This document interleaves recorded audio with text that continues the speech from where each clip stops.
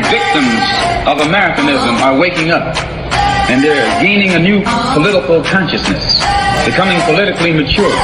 And as they develop this political maturity, they're able to see the recent trends in these political elections. Any minority that has a block of votes that stick together is in a strategic position. Either way you go, that's who gets it. You're in a position to determine who go to the White House and who stay in the doghouse.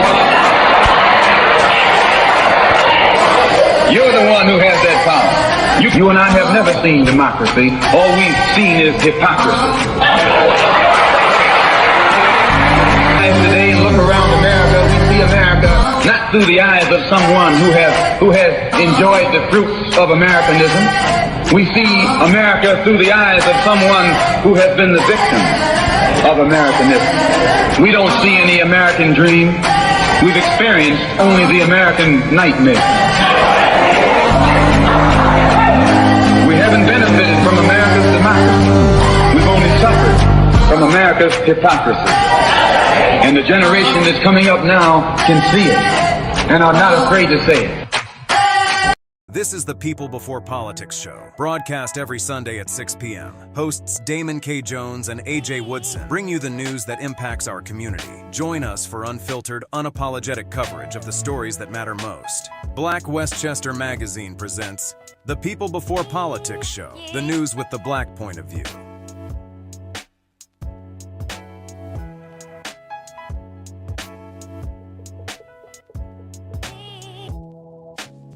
This holiday season, give the gift of health at unbeatable prices. Vita Health Nutrition's Black Friday sale is here. Stock up on premium vitamins and supplements for up to 25% off. That's right, 25% off all products. From immune support to peak performance, we've got you covered. Premium multivitamins, advanced protein formulas, essential omega-3s, and much more. We never compromise on quality. Every product is made in FDA-registered facilities, third-party lab-tested GMP certified, 100% manufactured in the USA. Don't miss out. Black Friday deals start now. All products are 25% off using code VITA25, your trusted partner in wellness. Shop now at vitahealthnutrition.us. Wait a minute. For our Black Westchester family, you get an extra 20% off. With code BW20, that's 45% off for your health and wellness. Vita Health Nutrition and Black Westchester Magazine are committed to the health and wellness of our communities. Don't miss out on this special deal for the holiday season. That's a total of 45% off for our Black Westchester family. Take advantage of this deal while it lasts. What up, what up, what up, what up, what up? We are here on the Sunday again. Sorry that I am a little late. We started off late. I'm having some construction work done to my house, so I gotta wait till these guys leave for me to carry on and do my show, because I don't want y'all to hear all type of banging and everything. And I want to welcome my brother from another mother, Alan Glover. Welcome, my brother. Welcome. And my brother AJ he's doing his well needed vacation. And I want to shout out to everybody that is watching on Instagram, everybody just watching on YouTube, everybody that's watching on X. Just welcome to the show. And we are just trying to give you the news with the Black point of view. And what's going on, Alan? What's happening, man? And everything. It's like, this is like one of the first few days out here in Vegas where it was, it's like 65, and it's going to be like this all the way till next June. It'll just be 65. So it's going to be like no bees, no gnats, no wasps, no mosquitoes. just 65 degrees. So I can't Man. complain. I can't. I want to it sucks. Nope. I can't complain. And this is why I am never mad at Vegas. No, You no. know, I am never mad at Vegas for the weather, especially the weather, man. You know, a lot of us, go out in the summertime and sometimes we don't even understand that, it's very hot. And even, going out in December and January is not bad, because, I like to go out to Vegas in the hot weather because I like to go to the pool and you get the quickest tan, you get the quickest tan. And I like the pool, I love the Aria Hotel. We're going out there. Me and the wife is going out there January to see Cat Williams at the MGM. Oh, okay. So that's going to be exciting. And we're not staying at the Aria this time. We're staying at the one that's next to it, the Arlo or whatever. There's the Vidara. There's the The one that's Cosmo. right next to the Aria. You could walk right across the thing. Oh, that's the Cosmo, the Cosmopolitan. No, it starts with an A2. It's damn now The Vidara, not the Vidara. no. The Cosmo, the Vidara, the Aria, the Waldorf. It's not the It's not the Waldorf. hotel next Is to it Aloft? Aria. It's right next to. It looks just like the Aria. It looks just like the Aria. Not the MGM Park. Hold on. See, here's the picture. Yo, it looks just like the Aria. It's the building next to the Aria. The Aria is one building, Right. and then the other one is another hotel, but they're built the same. See, now I gotta go on my Marriott. Yeah, you need to go on that Marriott because I'm like, what? Yeah, What? yeah. Now I gotta go. Now I gotta go on my Marriott, man.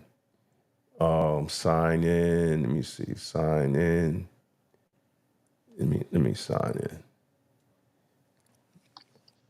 I'm gonna help you with that because I'm like, which one? It's the Arlo. It's something. It's like the Aria. The name is like the Aria. My trips. Yeah, I got 2 coming up. Let me see. I see the Aria. The Vidara. Yeah, that's it. That's Vidara. yeah, Yeah, that's the yeah, Vidara. yeah. That's the one that's right next door to it. Like it's right Right. behind it. Yeah.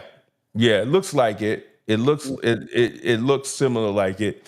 And when you drive up to the Aria, you just go around a little bend and then you Yeah, could drive up to that's the it. Vidara. Yeah, Yeah, it's right there. Vidara. It's the Vidara. Right. Except the Vidara doesn't have the casino. No, it doesn't. But it has an amazing lobby area because it's indoor, outdoor. You can have drinks down. It's really nice. I Yeah, like the. yeah. Well, And the that's where we going. That's where we gonna be at. Where we did the Aria thing, and we might do the Aria again next year because I like the Aria's pool, and Yeah. and their Your cabana is amenities. crazy. Yeah, the cabana is crazy, Right. and they have that all day pool party Mm-hmm. where you spend one price. It's like I think it's like $45, $50, and it's open bar all day. Mm-hmm. But I'm kind of I'm too old for that. You know, like we went in there. You're They seasoned. just let me walk back there, and I was like, oh no, I'm a little too old for that. I'm Are you too. here from the January 7th through the 10th or a different date? Um, We're going to be there the 9th, 10th, and 11th. We coming back the 11th. We just going out there to see Cat Williams and come back. Got it. I'm just Yeah. saying that's the same time as the Consumer Electronics Show. Oh, no. I'm sorry. We going to Atlanta for Usher the 9th, 10th, and 11th of next month. It's the 25th. Okay. Yeah. It's the 25th of January.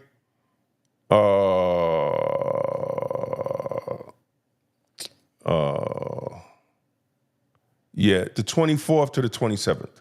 Got it. Okay. Of January. The 24th to the 27th.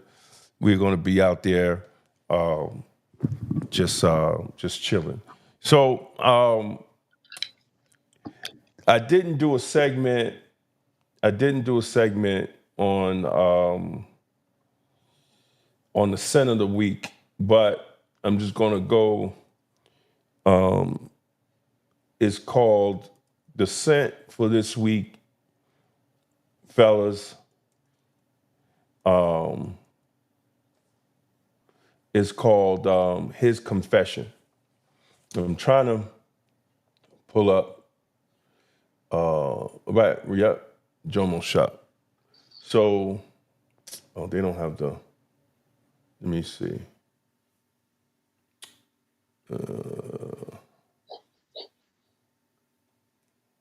So His Confession. It's called His Confession. I have the link in the description, but this is the bottle. The bottle is insane. The bottle is insane. It's crazy.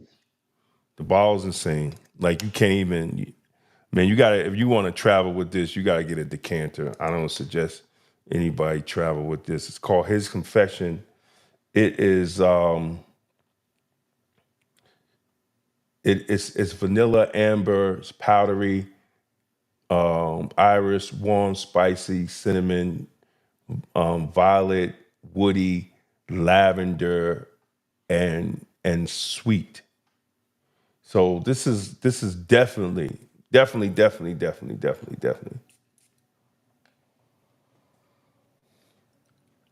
tie. Just jotted in my notes. Yep. Black tie. Black. This is for you gentlemen that's going out to a dinner dance, special date night, anniversary night, where you going to a dope restaurant. Casual. It depends. It depends on what you say is casual. But this right here, ladies, you'll definitely great gift, great Christmas gift for someone that's semi-professional, wear suits or very mature. Us older cats, when you get over 55, you could wear this with sweatsuits because that's just how you roll. But this is great for even the office. So we'll have the link. I'm going to put the link in the description, and definitely y'all check that out. This is the scent of the week. It's called His Confession by Lattafa.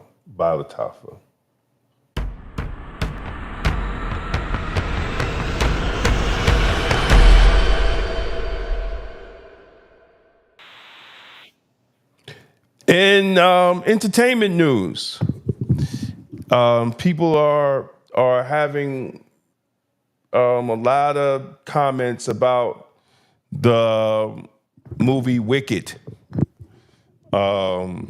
They're labeling it a woke movie. I don't know why. The story Wicked has been out for a long time. I guess they're labeling it woke. I plan to take my granddaughters to see it. So I don't know, what they're talking about. But, Disney has, created a movie. It's a legendary book, Wicked. I don't know how it became, like a woke show, and check out Black Westchester, and definitely because we addressed a lot of that woke stuff. I think it's kind of that has nothing, like they stole that from the Black liberation struggle and the civil rights movement and just our survival as Black people. I think it's disrespectful, and it's insane, But entertainment, that's about it. On the entertainment, if you know anything about entertainment, Puffy got denied bail. He ain't coming home. He's not coming home for the holiday season. Now, did the judge make his ruling on that, or is it like do they have to come back and present something to him some more Well, on that? they could always I don't know why my Instagram is frozen. I don't know if y'all can see me on Instagram because it seems like it's frozen. Well, anyway, I have to just load that up another time. They could reapply. They could keep on applying to the judge, but according to reports, what messed Puffy up was the fact that he broke some rules in the facility. I guess phone rules or whatever. He broke some rules in the facility. That's what they basically said, and they're using that against him. That he shouldn't be let out. And that's going to be and that's going to be one of the hardest things for Puffy to deal with mentally. Being locked up, having somebody telling you've been telling people what to do for the last 30 years. And now you got somebody telling you what to do, telling you when to go to bed, telling you when to get your meals, telling you when you can make a phone call, telling you to lock in,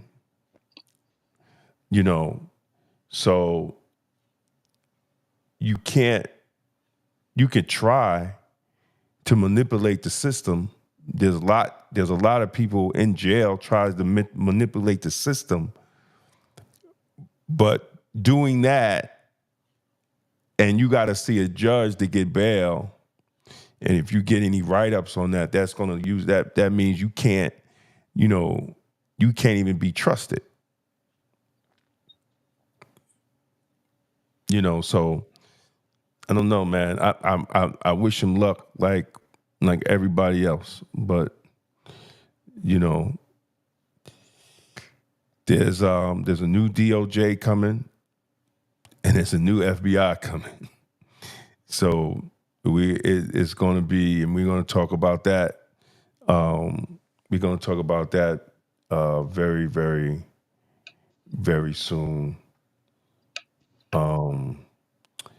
So I wanted to go to, hold on one second.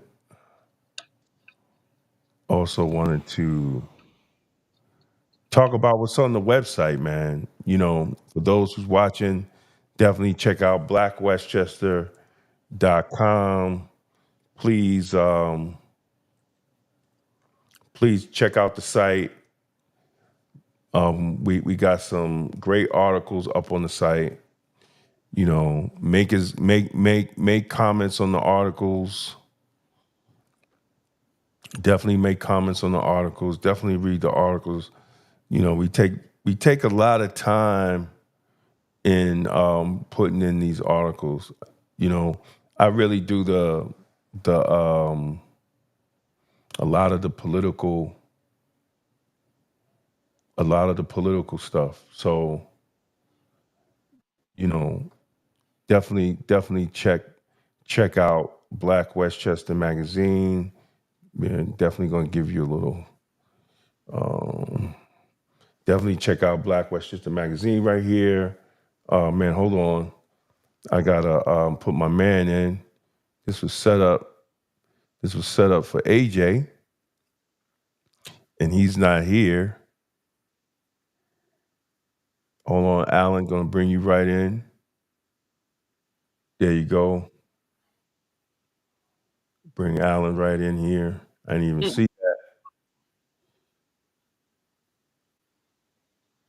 Now I got Alan in. Yeah, so you know, check out blackwestchester.com, man. We're doing a lot of great things, on this website. King Jenkins. We got 2 reports we're gonna talk about.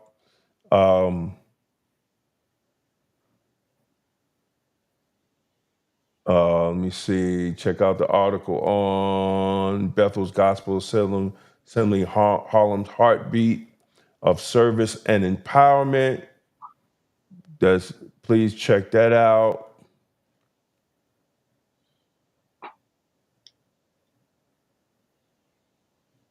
Finding the right fit, parents' journey through the Yonkers Public School Expo. Great, great. And also, can the Democrats rebuild the win in 2028?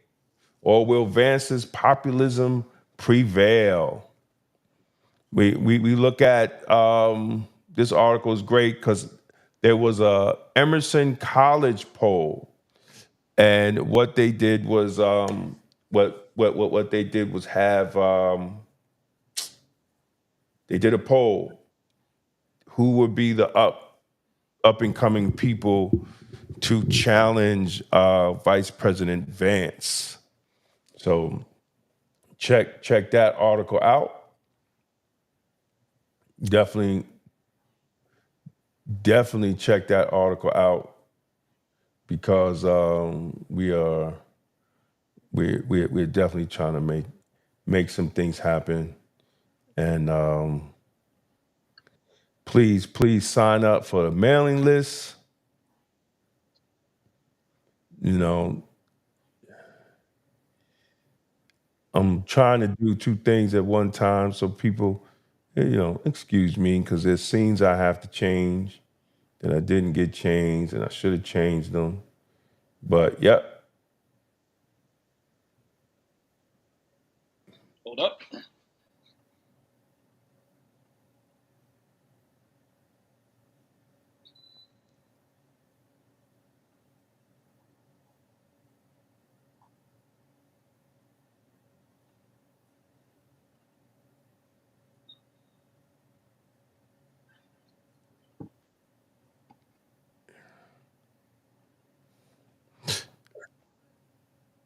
I try to be ready.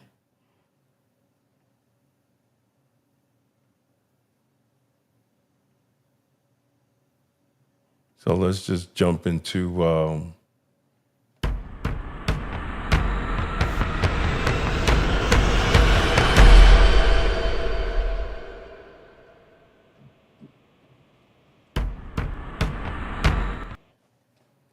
and we are back. For those who are watching, we are back. And man, let's get into it, man. This has been a very, very interesting week in politics, national elections, and listen. There was there was a appointment that really, really, really, really, really, really made me think this is going to be interesting. So I want to play this video. I definitely want to play this video. So check it out. Here we go, y'all.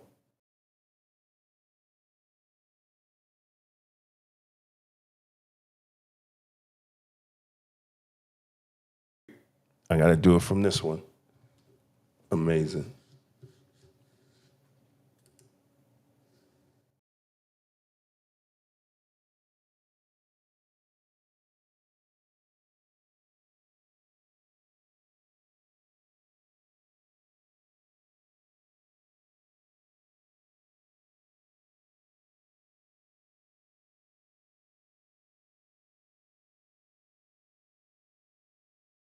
Interesting that it's not playing.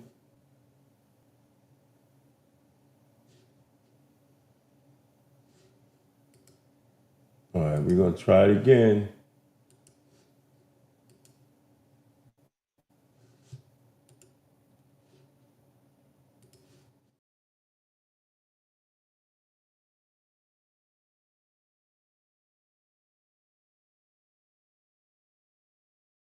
FBI director. If confirmed, the 43-year-old former national security attorney would make history as the first Indian American to lead the Bureau. Patel's journey is remarkable.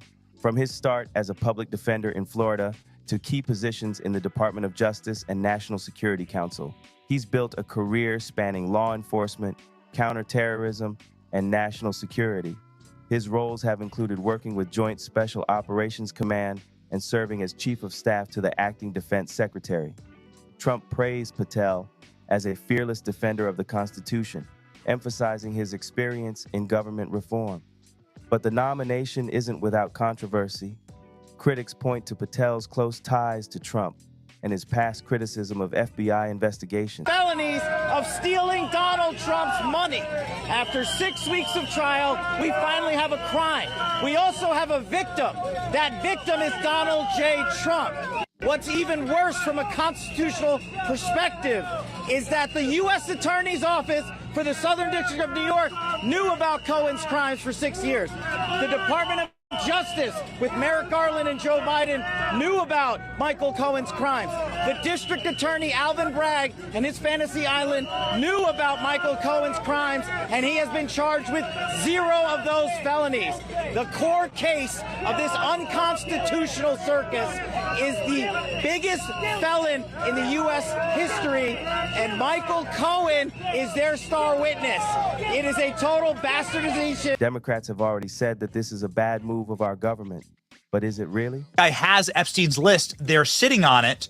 That doesn't seem like something you should do. You're protecting the world's foremost predator. That seems like an evil thing to do, regardless of who may be embarrassed in the release of that list. Why is the FBI protecting the greatest pederast, the largest scale pederast in human history? Simple, because of who's on that list. You don't think that Bill Gates is lobbying Congress night and day to prevent the disclosure of that list? And why is it that the Senate, and good for Senator Blackburn to try to get it out, but then Dick Durbin comes over the top and says, no, we're not going to release the names. I don't care about the list itself, but if release the names, right? What the hell are the House Republicans doing? They have the majority. You can't get the list? You're going to accept Dick Durbin's word, or whoever that guy is, as to who is on that list and who isn't, and that it can and can't be released?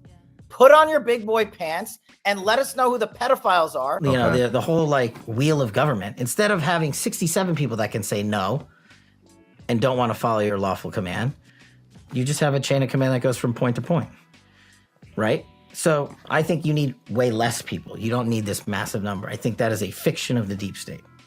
Not to mention, again, you save money. Then you need to do a whole bunch of things with personnel. For instance, at FBI, you need to stock it with a director, deputy director, and the heads of the separate divisions. Same thing at CIA and DOD that are going to support. And the media, again, is distorting it already. Trump's going to install loyalists. Kash Patel's a Trump loyalist. What does that even mean? If the guy gives me a lawful chain of command authority, you want me to not execute it? That's unlawful if I violate it. He was the president. If he's the president again, the same thing, should apply. So then we need to decrease what I call government creep with personnel. The FBI's footprint has gotten so freaking big, and the biggest problem the FBI has come out of its intel shops. I'd break that component out of it. I'd shut down the FBI Hoover building on day one and reopening the next day as a museum of the deep state. And I'd take the 7,000 employees that work in that building and send them across America to chase down criminals. Go be cops. You're cops. Go be cops. Go chase down murderers and rapists and drug dealers and violent offenders. What do you need 7,000 people there for? Same thing with DOJ. What are all these people doing here? Looking for their next government promotion, looking for their next fancy government title, looking for their parachute out of government.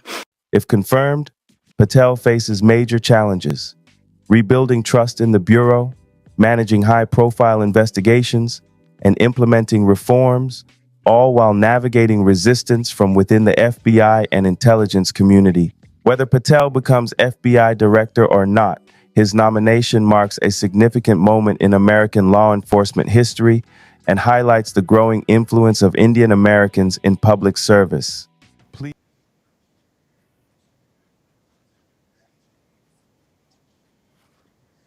Yep. Yep. That's it.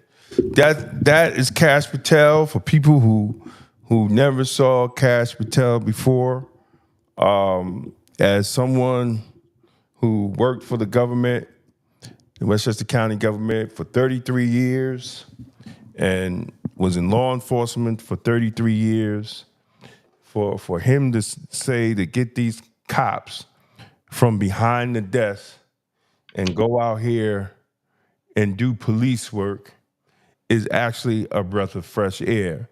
Now, the FBI is not the only department that has a whole bunch of mission creep, as he said, or you know, there's in a lot. They're in a lot of police departments. They're in Department of Corrections.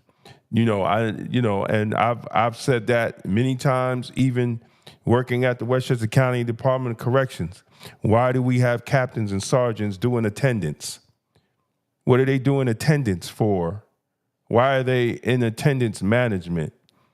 It should be civilians, and they should come back in and actually do work. You're paying officers overtime and all this, and you got some guys sitting there doing attendance, making almost $200,000 a year, and you could get a civilian to do it for $60,000.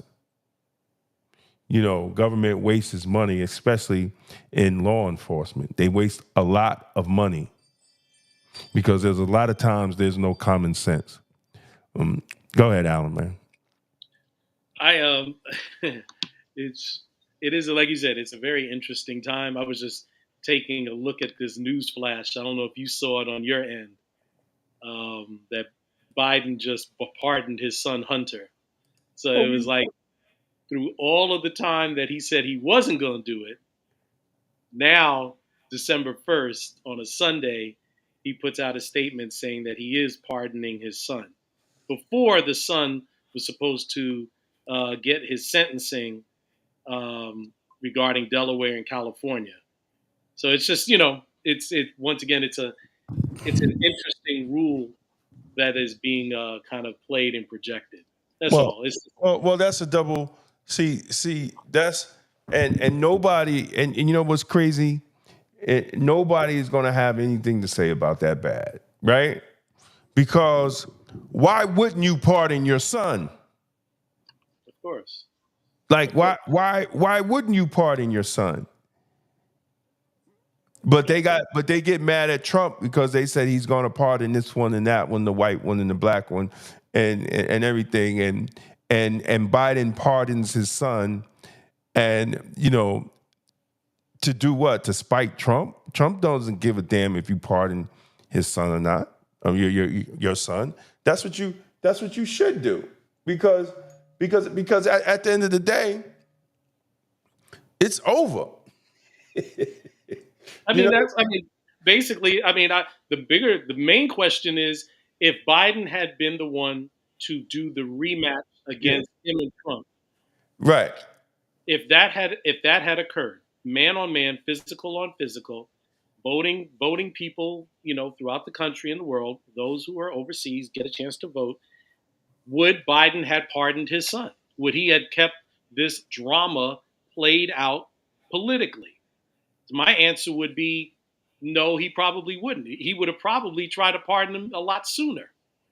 Right. But the fact of the way things played out and what he's attempting to do, and for the fact that while he's been president, the media has not all of a sudden, that's wrong to say, but they have absolutely turned their focus away and focused squarely on the man who created The Apprentice and all of these people from the superhero Legion of Doom as he's bringing in these cast of highly in certain instances highly respected characters.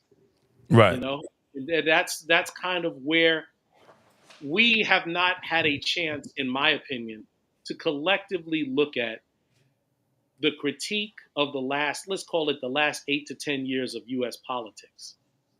And because everybody has kind of gone for self. They're like, if so-and-so gets in, let me see what I can get out of that. If so-and-so gets in, can I get some pics and some videos and some invites? What can I get out of that for myself or Right. me and my other 15 friends? So there has not been, we don't operate it in the same way the Jews do, like me and you've always said. Some of the Jews vote Republican. Some of the Jews vote Democrat. Some of you got your hands here. Some of you got your hands there. So whoever wins, we know that our needs are being met. We have yet to educationally graduate to that level politically. We are still in the middle finger, you vote for the elephant. Middle finger, you vote for the donkey. And it's like and somebody did this to our understanding of politics. Somebody Right. did this. And we just refuse, in my opinion, to be honest. And to be honest and say, well, we don't really see the benefit in the stronghold for president, but we rather vote down ballot. We vote down ballot races. But the problem is, if we were to ask, what exactly do we want and need? If we recognized and focused on what we want and need, then we wouldn't matter if it was Trump, Biden, Jill Stein, Cornel West. We wouldn't matter. We would be like, look, it's who addresses our wants and needs. If you don't get our vote. Right. Trump is in now because that architecture, that globalist architecture, for the next 4 years, these folks have planned out, here's what we're going to do. We're going to make this money. We're going to drive eyeballs. We're going to create tremendous viewership based on these cast of characters that Trump has presented as being part of his administration. But we have to turn at a certain point, I don't care if it's 10 minutes a day, can we turn and look at what we don't have in our kitchen, in our bedroom, in our driveway, in our garage? Can we look at what's not in our bank account? Can we look at it from the point that everybody is not fortunate to be Kanye and Jay-Z and Usher and others? We're not fortunate to be LeBron and Magic and Kyrie. Those are good people, good brothers. However, when it comes down to our wants and needs, I always say this, we still have not made a staple gun. Black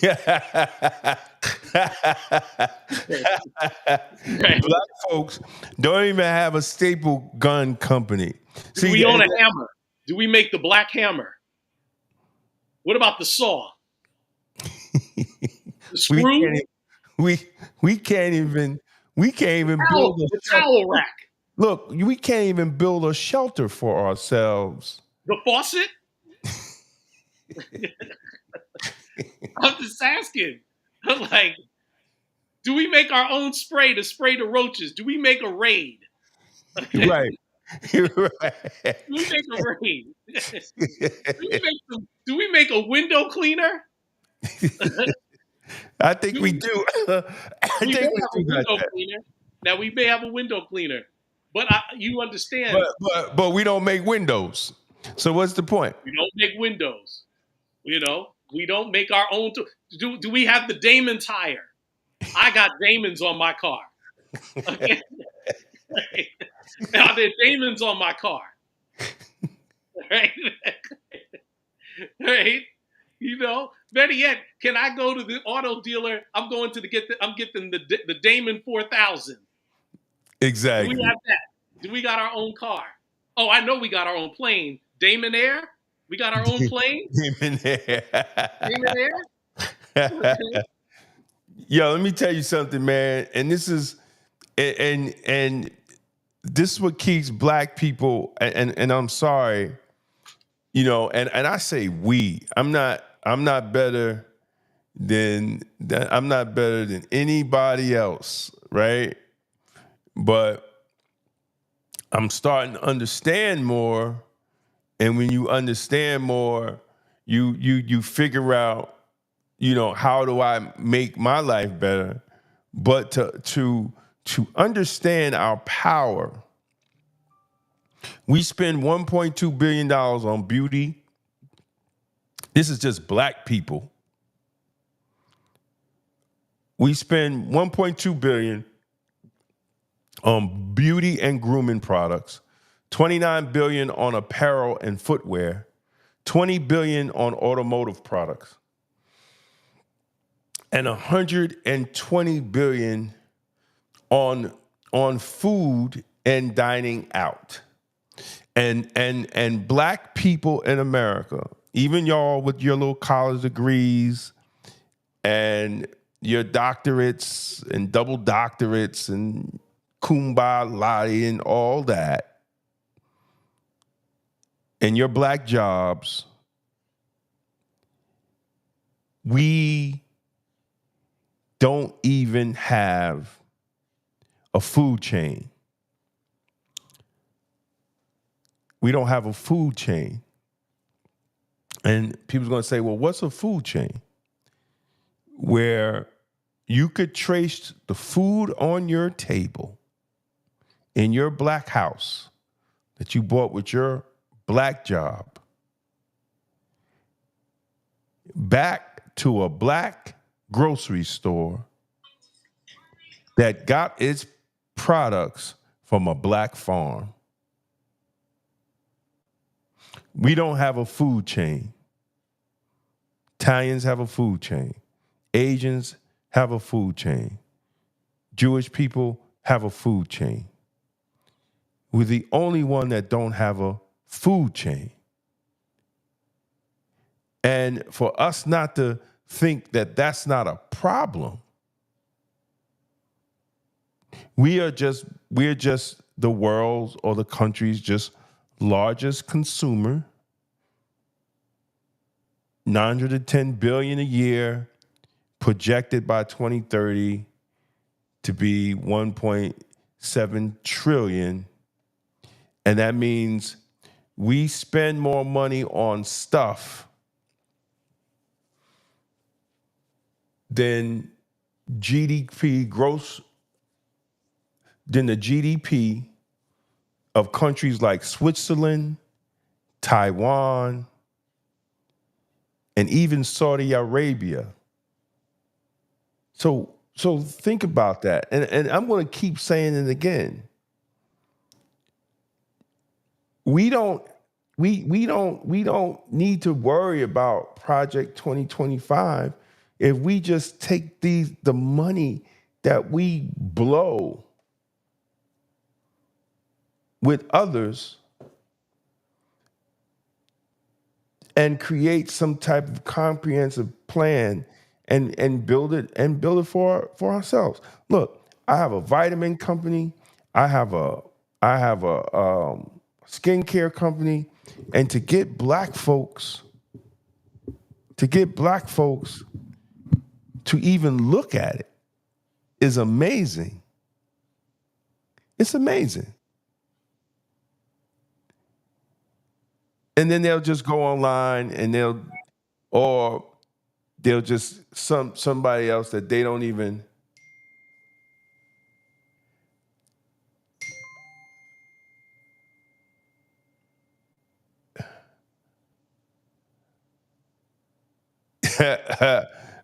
Mayo texted me the article and he said the nation of gangsters. And that's what it is. And that's what and that's what isn't that Cash Patel's book? Isn't his book The Nation of Gangsters? Is that what it's called? It's something gangster. Peace to Mayo. The government gangster. Government gangsters. Government gangsters. Government gangsters. Government gangsters. You know, like That's what they're concerned about. Yeah. To be clear. Yeah. Yeah, well, that's what it is. You know, so I really hope that Kash Patel does his job and break all that up. What are we worried about it for? We ain't got nothing. And I think that the other to go alongside that is, it don't hurt to look at it from a different view. We've always looked at it as, if it's an institution, and we've had in our mind that, hey, all it takes is the right people and the institution will do what it's supposed to do. The problem is we have never really studied what was the institution's intention from the first place. Right. You know, yes, CIA is international, FBI is domestic. What happens if the CIA dabbles domestic? What happens if the FBI dabbles international? Right. And in the process, is it all part of mischief making? Are these mischief making institutions that are just bound by America, FBI, CIA, IRS, DOE, DOA, DOJ, NIH, CDC, etc.? Are these institutions created to cause mischief, confusion, and lies? So the public would remain what we would call stupefied. And in the process, if somebody comes along and says, hey, if you don't know what time it is, you're going to look at me strange. You're going to look at Kash Patel as query, like, what is this guy doing? Why is he going in to disturb the FBI? Well, that's because you're not pro or anti-FBI. You just don't know because you're not in that elevated place where you would be able to say, hey, it's been a long time coming. Right. And this is the time and what must be done. America cannot continue at the track that it is, given the institutions that they have. You, as Phil Donahue once said, if America is so great, why do you have to ring its praises every time you walk down the street? If it's great, I shouldn't have to tell you about it. I should be able to see it. Why do you have to remind me of how great it is all the time? Greatest country in the world. I wouldn't want to be anyplace else. Okay, you said that one time. Yeah, I got to say it again. Greatest country in the world. I wouldn't want to be someplace else. Why do you got to tell me that every single day? Could it be that you want to try to convince me of something different from what I'm seeing? Right. George Carlin, the comedian, said, if you want to get rid of homeless, hey, just build low-income housing on top of golf courses. And that's what they're doing out here in Las Vegas. They Desert Breeze golf course, beautiful course. Well, they just agreed to put the largest affordable housing complex right on top of the golf course. Really? Yes. So I'm not shocked. It's been time. Could it be that the dollar you have is not valued at the dollar that you thought it was? Well, we know that. I don't think all of us know that. I think some of us mentally have been, let me try to get by, or let me do what always has been done. Shit, I know that. When you spending almost $100 on some fruits and vegetables, that's only gonna last you 3 days. And you got to try to eat them all up in 3 days. You know what I'm saying? Just to feel like you got your money's worth. But isn't it interesting, D, in terms of like RFK Jr., isn't it interesting how RFK Jr. says, I want to remove the contaminants, the chemicals, the extra preservatives that are aligned in foods that are not in the same foods outside of the US? Why is it the fact that you don't hear black people on cable news saying, at least let me give that man some slide? He is right about that. It's like they don't want to mention, no black person is saying anything about that, and they know it's right in front of your face. Well, no, because we are so fucked up as a people that we listen to one side. And I said this on the other show. When you go to when you go to a financial advisor, what does he tell you about your money? He tell you to diversify your money. Don't keep all your money in this account. Put some money over here. Get a Roth IRA. Get this, get that. We're going to move this money around. So just in case if the stocks go down, you got some money here that's still making money off of this account because it's a fixed rate, right? So we don't, politically, black people, we don't diversify. We don't move into other political parties and diversify. Now, whether people agree with what I'm saying or not, President Trump has got the highest black vote percentage of any other president, if I'm correct. And I think I am. He got 25%.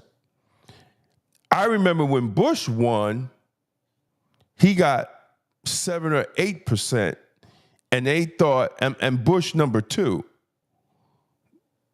and they thought that was actually an achievement, that they got that much of the black vote, and he won, and he won too, right? Now that we know that 25% is what takes him to win, and we're not saying, how do we parlay this into something for our community? See, you got Angela Rye, and you got all these other people that are paid, that get paid to talk that bullshit. They all get paid. I don't get paid. So I say what the hell I want to say, because then nobody's paying me. But they get paid. Tamika Mallory, my son, they get checks for saying that. Al Sharpton, and we're going to get into that too. Al Sharpton, they get checks for that. And we don't understand that they get paid to give us information.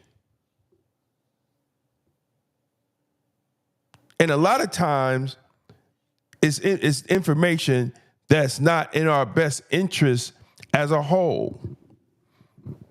I've been fighting racism in law enforcement and bad policy and training for 33 years. And I still speak out when necessary. But I'm not like Tamika Mallory and all them other ones, my son and all them, see, because I will go to a press conference and call out the white cops or white law enforcement, and then go home, put my uniform on, and go to briefing with white officers and just stand there, and they say nothing. See, a lot of them, they go home. They talk that, and then they go home. That's the difference. So the whole thing is, we continue to get tricked. We get tricked by lawyers like Ben Crump. We get tricked. You know, and I tell people all the time, just because a family, and there's families that will say, just because they got a settlement doesn't mean they won in trial. They just got a settlement. It's a check for their pain. See, lawyers like Ben Crump will have you thinking that the family actually won against the officer.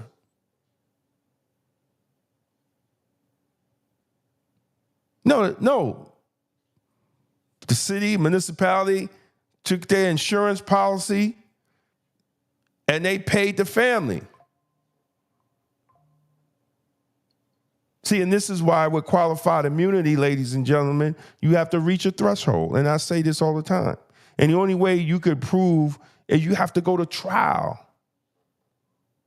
You have to go to trial. You have to get a ruling from a judge. That creates case law.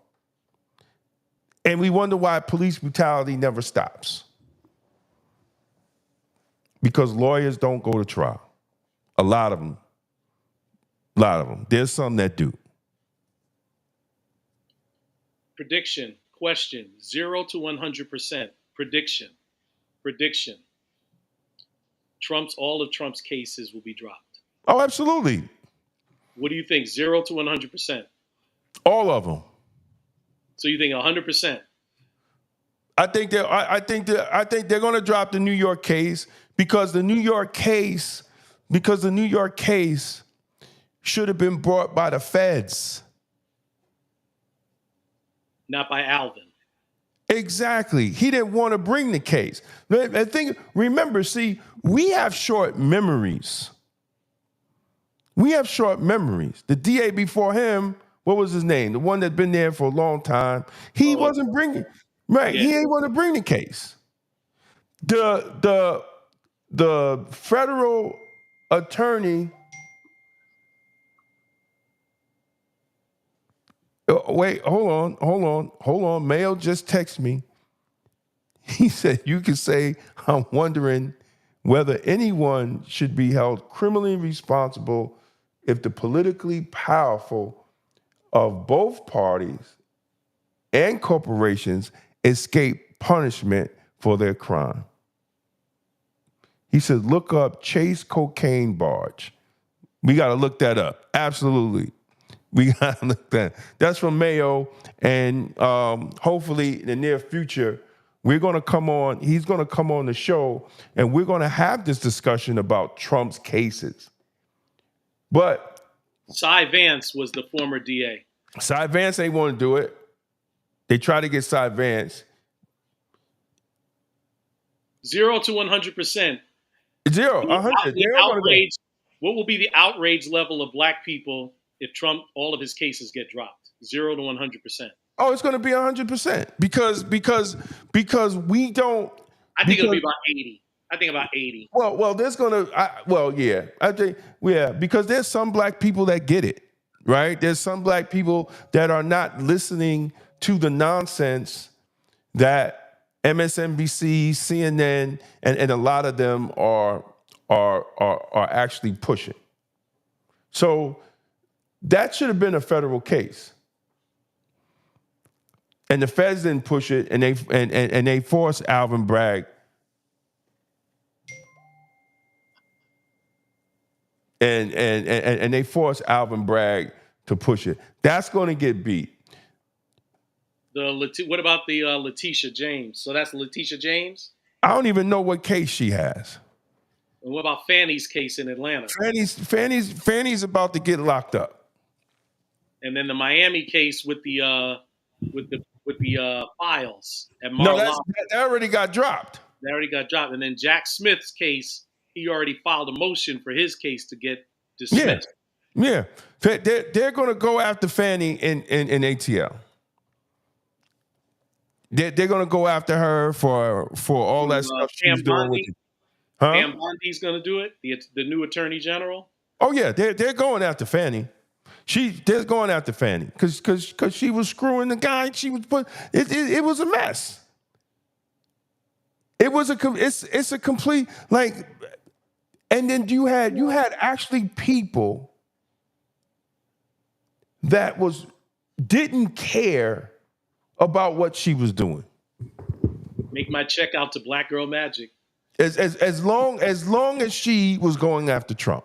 And I'm like, she has no credibility. You heard what I said? Yeah. Make my check out to Black Girl Magic. Well, I mean, look. Black women, come on home, man. That's all I gotta say to black women. Just come on home. This would be our flag picture, like this. It's like, we're not gonna say nothing. Just come on. Just come on home. Come on. Because they put y'all out there in the stratosphere. They put y'all way out there in the stratosphere. And then you crying and you're just going through depression because white women said, I don't want to work. I want my husband to have some type of job with his hands, some factories, so he could go to work. And he could bring home the bacon and I could take care of the kids and take them to football practice and baseball practice while he's doing doubles and getting overtime with no taxes in it. I want my son to get out of my basement so he could be a productive husband and father and be the head of the house. That's what white women said. No, I'm for women's rights, but y'all just talking about abortions and having promiscuous sex. That's what white women did. They said, no, we don't want that. And they went with Trump family values. And then y'all turned on black men. Y'all literally turned on black men, and we didn't say a goddamn thing.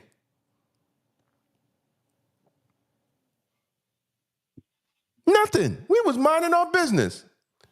We was just chilling, and any married woman, any married man understands, especially married men, right?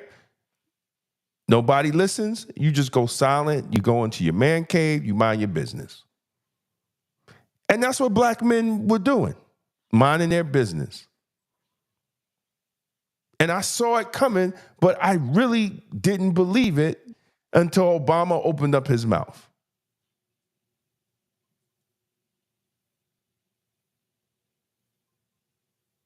And then Michelle doubled down.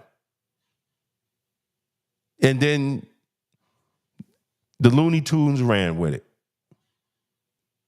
And not one time did anybody ask that I heard, hey, yeah, there's some people telling the truth, but somebody here is lying. And I would love for somebody to tell me where the lie is, because the lie is here. The lie is somewhere. Everybody that shook her hand, kissed her cheek, sat down, had an interview with her, everybody did not like her. But yet they projected, we want her to be president. But somebody was lying. Well, the Obamas didn't want a president. Oh, remember. Carville said, listen, I suggest people shut cable news off and go to some of these independent. James Carville, who is one of the most, I think, prolific political strategists that there is, and he's white. And he called it, he's been calling it, And then these new Negroes, these new MSNBC Negroes, called him old, out of touch with what's going on. That's what they called James Carville. And he's the one, his first book was, It's the Economy, Stupid. It's all about the economy. And when you're in politics and you're running for a position, it's all about the economy. How are they telling people that the economy's good and they're paying double or triple for products at the store? And remember, to add to what you're just saying, just remember that, there are some of us who understand what's going on present and future. And present and future indicates that some of the jobs that people have today are not going to be here in the next 5 to 10 years. Those jobs are going to be gone. So the idea that you'd be able to work someplace 30, 40 years, I give off the idea that it won't be like that. Customer service jobs are going to be replaced by AI and automation. Mm-hmm. We know that. So those jobs that you would normally get, oh, I'm going to go work the summer at Macy's, or I'm going to go work the summer at this or that.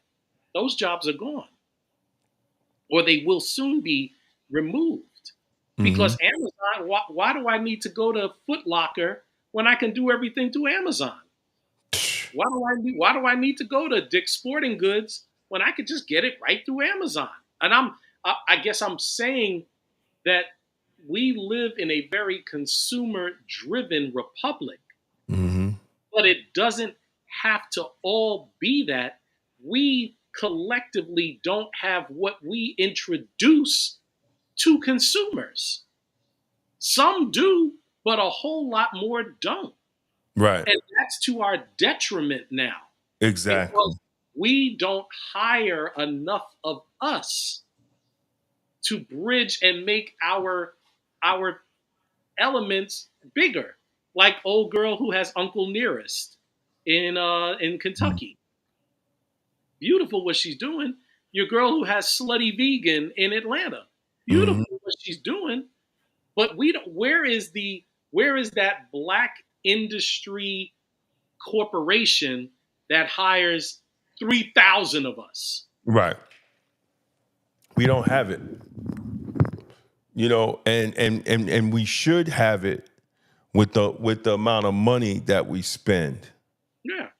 Right? We should have it. We should have weave companies. Black weave. We spend all our money. What's the rich white guy from Dallas? The old dude. In real life? Huh? Yeah, real life. I forgot. I can't. Real old. The one that said his kids got to work, and he's giving all his money to charity. Who was that? In Texas? Yeah. Oh man, I can't think of his name. But anyway, he said something which we don't do as black people, right? Everything that you got in your house, you got a Peloton, you buy Peloton stock. You got Apple, we got Apple Watches, Apple laptops, Apple this, Apple that.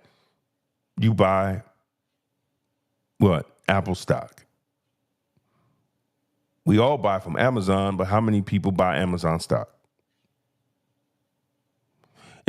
That is a path. That is a path to wealth.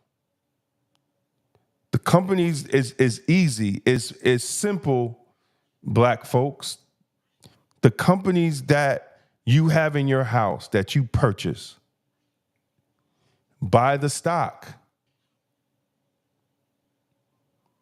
Even if you're putting up $50 a week.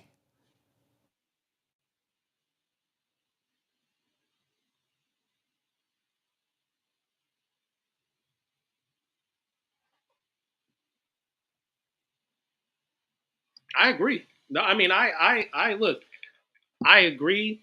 I wish it was as unilateral as a message that we learned, let's say in ninth grade, and it went through every school and friends that we knew. That in the process, it's like we got the same message that we're going to take $100 every school year and put it on stocks so that those young people have conversations based on, hey man, did you put your money in your stock? Did you put your money in your stock? And let it be in White Plains and Mount Vernon and Cardinal Hayes and Cardinal Spellman and Murray Bertrand and New Rochelle High School and Iona Prep. Let that be resounding, because that's something. Are you there?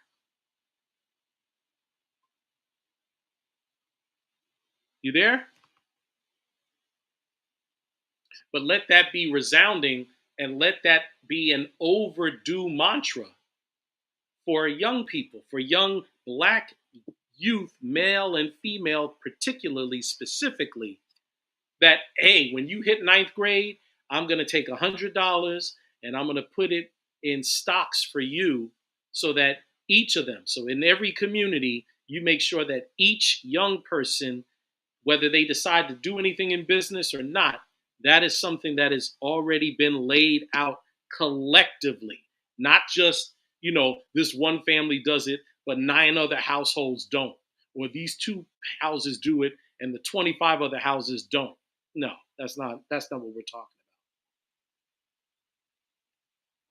I think we're offline. Let's see what happened.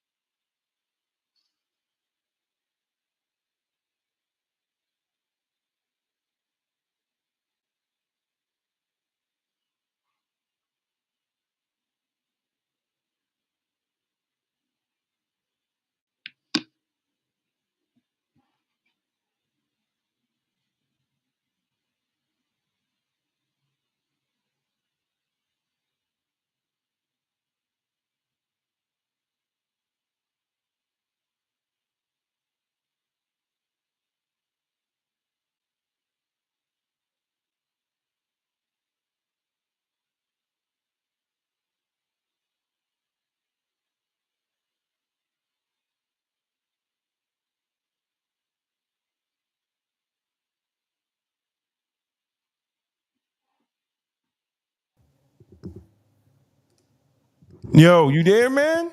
Yep. Man, what happened? I don't know. I think we got too hot. I was hitting the nerve, and all of a sudden they were like, "Up, stop it! These two these 2 Negroes are talking too much stuff." Exactly. Yo, that was crazy. And I kept going, and then I look up. I'm like, "Hey, you were just this was your face. You were like this, and it didn't move." I was like, Oh "Hey, are you man. there? Hey, wait a minute. What are you doing? Where are you?" Yo, that's crazy. That's I don't know if crazy. did you hear what I was saying about the churches and the mosques and the Nah, black man. synagogues? Nah. Let's go back to that. Well, all I was indicating was that as a one of the things that I thought as a mantra, and it can be done, is that every young Black boy and girl in every neighborhood should in the ninth grade, and it could be backed up by community centers, or those, like the cultural centers and the rest, is that, hey, we want to deliver a message. Every young Black boy and girl needs to take $100 and apply it to certain stock. Mm-hmm. but all of them have to do it. You can't just have 2 houses and then there's 25 other houses that don't. It's less about the function of business and more about a collective solution, so that Right. we don't have young people that slip through the cracks. They all partake in this, and it's not something that, well, I don't want to do it. No, it's already done. It's part of your like, let's call it manhood and sisterhood training. Right. It's like a bar mitzvah or a bat mitzvah. Right. See, we Right. don't, and a lot of Negroes watching and don't get it. It's like a rites of passage. But the whole thing is me and Andre Wallace was talking about that. Alan, remember And it we can be went, crypto. It don't even have to be stocks. It could be, all of them put their $100 on Bitcoin, but it doesn't come just individually. Like this one dude does it and all these other houses don't do it. No. no. We have to do it. See, when we went to Woodlands, man, it was called, part of all that, understanding money and understanding a checkbook and all. It used to be called home economics, right? It was home economics for a reason. Right. The name was home economics for a reason. So you understand how to cook, how to sew, how to balance a checkbook, how to save money in a savings account, how to write a check, right? You have people that are in their 30s that don't know, that have no clue under that, and you have women that don't even know how to sew, let alone cook. Like straight music. Right. And that was looked at as being civilized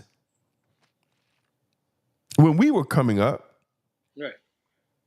Now that's looked at as being outdated. How do you not, and you wonder why your child has ADHD or they got all these different problems because you're putting all this bad food in them because you're not taking your time and preparing meals. And I had some sisters say, well, I'm a single mother. Look, I was raised by a single mother. And she worked for IBM. And all the way up to the 10th grade. After the 10th grade, I got cool. But all the way up to the 10th grade, my mother made me a hot meal before I went to school. A hot meal. So I don't want to hear that it can't be done. I don't even want to hear that times has changed. Y'all just don't want to do it because you don't feel like it's part of being a woman these days. But that's part of being a woman. I'm sorry. Having a man in the house or not. We could talk about the men too, but the men need to be responsible. But at the end of the day, it lies on the woman. But she still has to be able to do those things. But we were taught all that. They're not even taught that. They're not even taught the right script anymore. These little kids don't even know how to write script. Yeah, collectively, that is, one of the angles I would say, and this is to our credit collectively, is that, see, we've had champions who have echoed those messages. They've echoed them.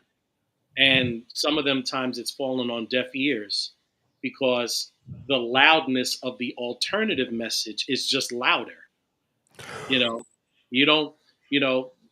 the idea of having boyfriend, girlfriend, becoming fiancés, becoming wedding couples, having children, and moving yourselves as a unit is in certain circles boring. That's not the real life. That's not the real world. That's how grandma and them had it. That's not the way it is today. Well, it's like I was telling my nephew, one of the things that could easily be cut from the ground is this idea that young black boys can speak to young black girls like they're speaking to young black boys. That's the biggest problem right there. And it starts right there. How do you talk to a young black girl and you talk to her like, yo, bro, yo, chill. But Yo, you know wait, what I'm saying? they What is talk wrong with back. you, But B? they What's talk wrong with back you? like that. I know, but it's learned like she got that from somebody. Yeah. She But got it. I mean that doesn't change. I mean, it doesn't even. Unfortunately, there are 30, 40s, and 50-year-old women that talk like dudes. Yes, yes. Like what is Absolutely. that? Like how am I having a conversation and it's like I'm having a conversation with another dude? Yes. Where is the femininity? Where's the femininity? Like you talk, like it's like, yo, like what, how do y'all talk like that? Right. And it's become normal. And but men nowadays talk soft. Women are talking like men, Right. and men are talking like women. But the issue is, and I'm just raising to what you're saying. You got to remember there is a portion of partiality percentage wise of black men who have curved their attitude. There are certain black men that, yeah, I open the door for a woman. I open the car door. I say, when I'm speaking, I try not to raise my voice. Like we are being worked on through all of this. But when you see that we're being worked on, you use that against us. Like all of a sudden, as I've said, you think we some punk chump sissies and slaves. That now all of a sudden that means you are mighty because nobody checked you, but there was a period in time where we were the crazy ones. We were the Right. nuts. We were the ones that are like, man, fuck you. It ain't got nothing to do with you. Oh, bitch, shut the hell up. We was like that. Then we were like, you know what? We got to curve our mouths. Let's discipline our tongues. So then when a woman hears you say, no, ma'am, no, sister, excuse me, you don't call me no, ma'am. Exactly. Don't call me. I ain't your sister. I ain't your sister. But you talking about me that. Only because you still are going to dummy school. See, in dummy school, they don't teach you like, hey, there's some black men out here that are becoming better and they're becoming right. And they're not weak. They're not punks, chumps, sissies, or slaves. And it's not solely based on profession. See, sometimes we get mixed up because we think like, oh, they're speaking that way because they're an attorney or they're a doctor or they're, a teacher. So they have to speak that way. No, the best title is brother and sister. And we learned that we have to be able to communicate first. right. That's why it says in scripture, not just actions, but the word was good. You got to speak the word first. Then the actions come behind. Exactly. I heard the word, and the word was good. Not Right. I heard the word. Well, F the word. I need to see the action because the word don't mean nothing if ain't no action involved in it. That's not what the book said. What you doing in church on Sunday if you telling me I don't want to hear the word? I just want to see the action. No, because they go just to hear the choir, right? Yeah. And they miss everything. They miss everything that the pastor has talked about because they just go to hear the choir. I don't know what type of world that we are in today that we call ourselves Christian. And nobody's perfect. Let me get that straight. We call ourselves Christian, and we don't even consult with the book on how we live our lives. We don't consult with what we should be doing as men according to the book. Like, I remember Minister Hafiz had said, if we're going to have an argument, man and woman, let's settle it with scripture. So whether if I'm right or I'm wrong, what does the scripture say? See, we have too much ego now as black people with our little bit of nothing to even sit and say, well, what does scripture say? We can't even lower our ego to say that. What does scripture say? But what happens if scripture tells you that you're wrong? What do? Do you try to right your wrong, or do you snub your nose and stay in your ego?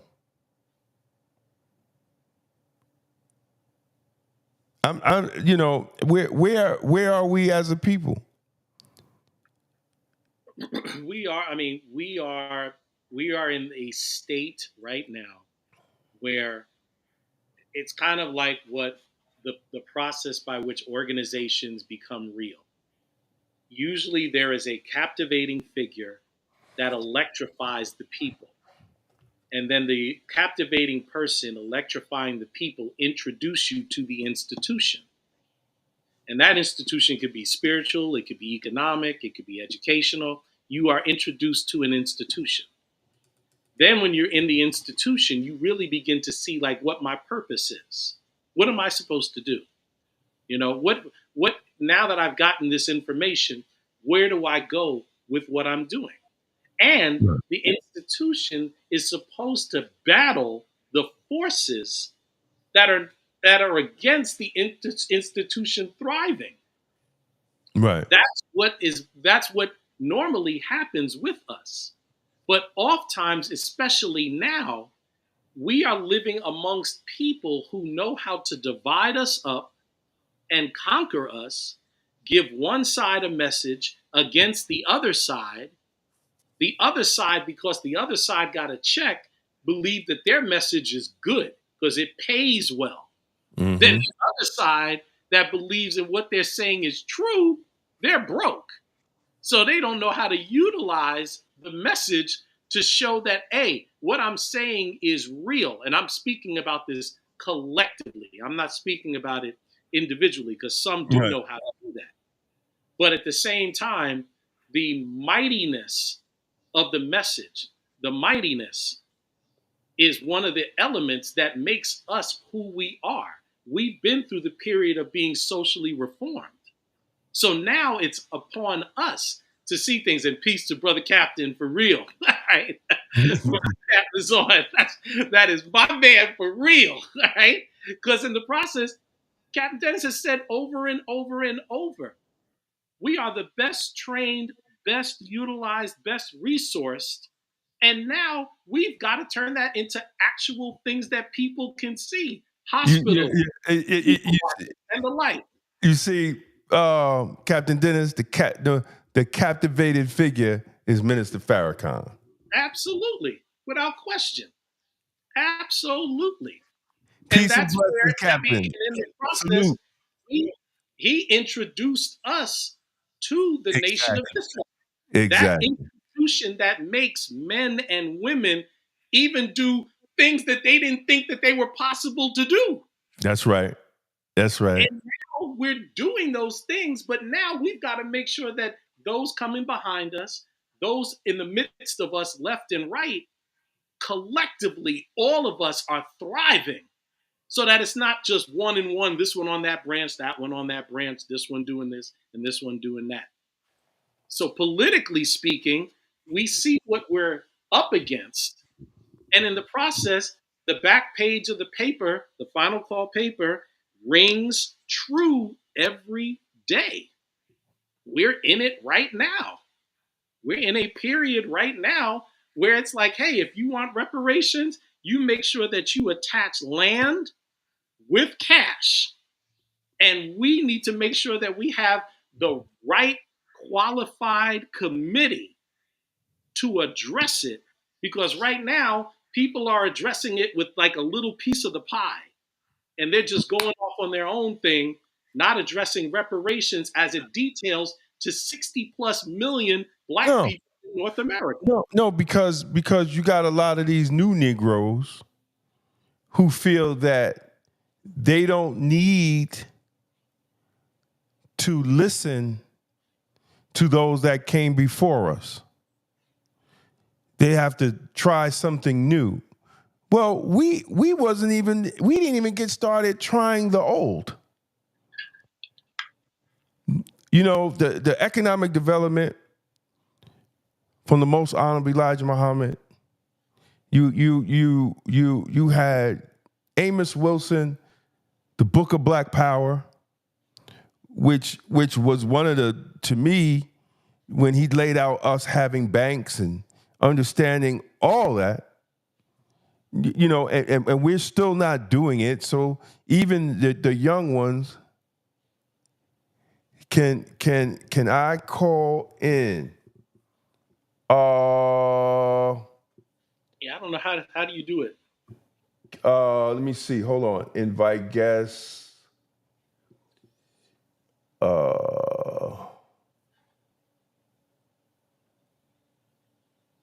Let me see. I guess he's on. I'm just gonna do all. I'm getting ready to send you the link, Cap. I put the link.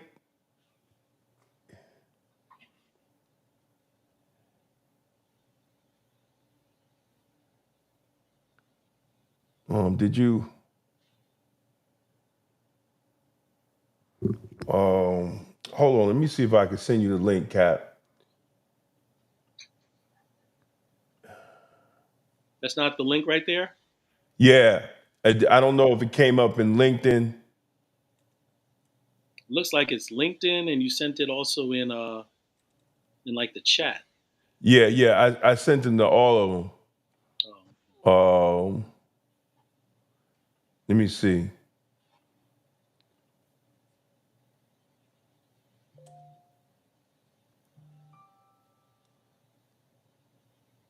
I just sent it to your phone, if that's still your number.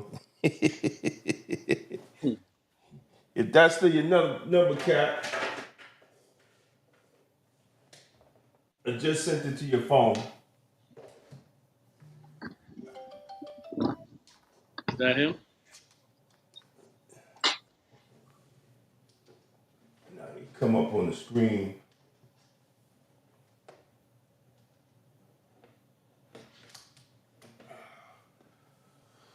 He didn't respond. Check your phone, Cap.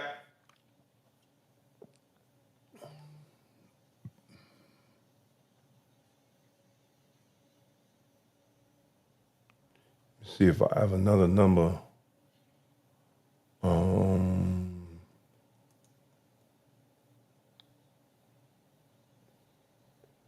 No, that's the only number. That's the only number I got. Cap, check your phone. Do you know how to send him a link via his Instagram? I could copy it. Let me see.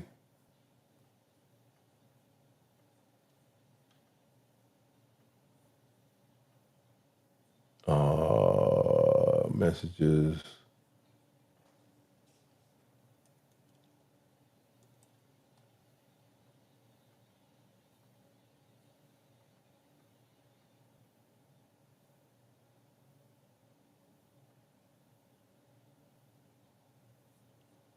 Check your Instagram, Cap. Sent it there too.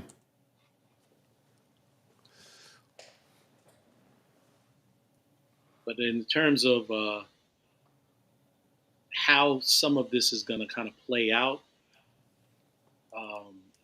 we're witnessing kind of what the minister had indicated is that, hey, Trump will be used and his agents will be used to knock down these institutions that have been let's call it the harbingers against our liberation and our fulfillment. DOJ, FBI, CIA, IRS, CDC, NIH. I don't know how many more letters I can spit, but just those are the ones. Those institutions and those branches have been to our detriment, basically. Right. And there are many of us, and I would be curious. I don't know. Maybe you have the answer to this. Is the against stronger today than it has ever been before? The against what? Like the against, like these elements, these agencies being not only disrupted but basically taken down and possibly being introduced as something brand new. Is it in amongst our people?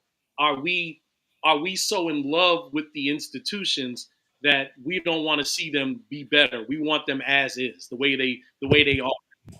No, we feel at this point that everything is correct. Absolutely nothing's wrong with the government as it pertains to black people. Nothing is wrong. Everything is peachy keen, willy-nilly. Everything is good. You know? And I wrote an article on Black Westchester, that a lot of times if we look at scripture,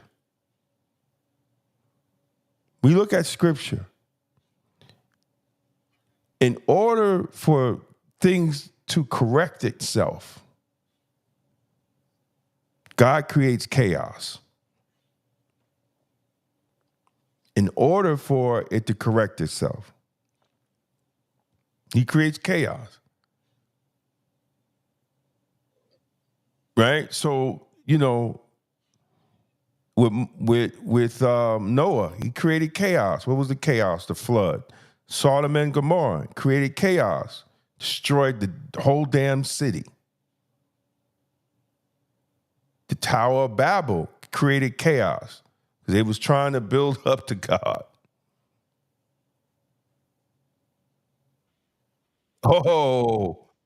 Wait. Let me bring the brother in. Hold on a second. Yeah! Let me bring the brother in. Let me make some room for you. We have a good time right now, man. All right.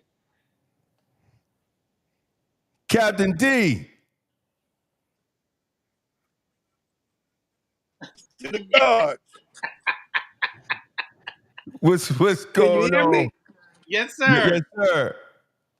Man, I heard somebody cracking Adams, and it woke me up, man. I heard it cracking. I thought it was thunder and lightning outdoors. And little did I know, man, this thing was coming through my cell phone. Hey, wait a minute. I searched all my social medias. I said, well, it wasn't coming from Instagram and TikTok. I went to LinkedIn. I said, okay, there we are. There they are. How's my brothers? Finding you, sir. How are you, man? How are you, brother? Man, look here, ain't nothing but that Muslim glue. There You you get go. that Muslim glue, boy, holds you together real strong. It's stronger than Red Devil Live, brother, with the double crossbones.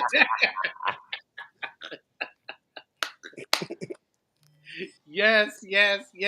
Absolutely. The Man, I family is love y'all always, spirit. always asking about you. Always. Man, I love y'all spirit. Come on, let's crack a lacquer, man. Let's crack a Yeah, lacquer. brother. We was just discussing, God brings chaos to straighten things out. The scriptures tells us that. And for black people to be so nervous, about this presidency instead of focusing on our blessings and focusing on scripture for what we need to do in this time, brother Captain.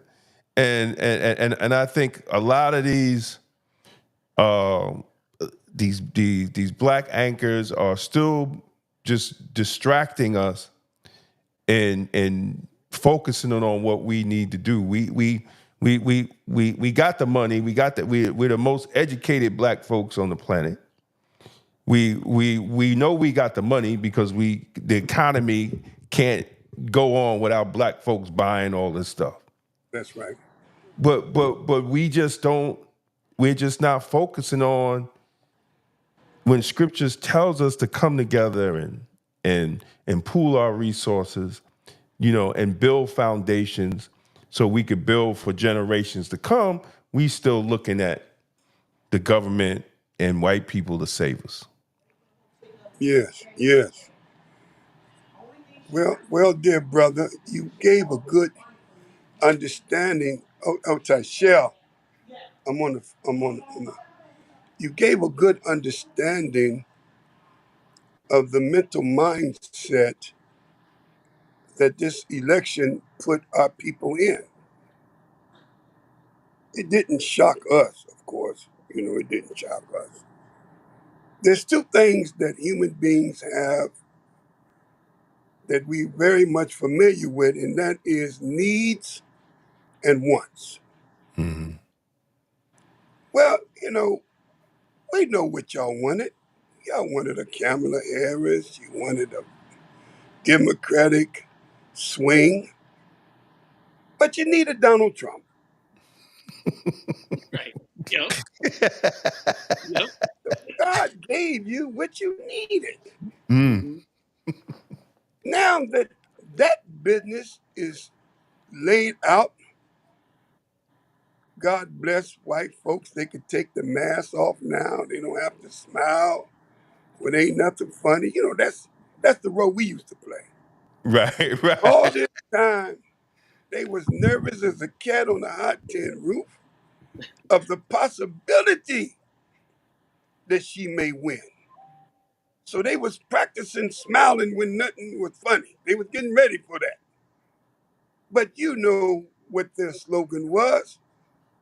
Make America great again. And I don't think they had a different understanding what we understood it meant. Right. I think every black person understood what it meant. And if they wanted to make America great, then, they sent out, I understand, and I don't know how much true, they said brother, as soon as the president-elect was elected, Brother Damon, Mm. 2 Negroes was hung in the South. Right. Yeah, I heard that. Mm-hmm. And they sent out letters or emails, report to the nearest plantation. Mm-hmm. Well, the question is, Brother Damon, do y'all really want us to report to the plantation? Right. I mean, we can now. I mean, no, for real, we really can. Mm-hmm. But the question is, Mm-hmm. we're not like our fathers. Right. Right. We don't mind Beulah reporting to the kitchen as she grind up the glass. We ain't got no problem with that. Right. Right. Right. Right. And Mabel laying the babies to sleep, never to wake up again. Oh, you sure you want to lay your babies to sleep?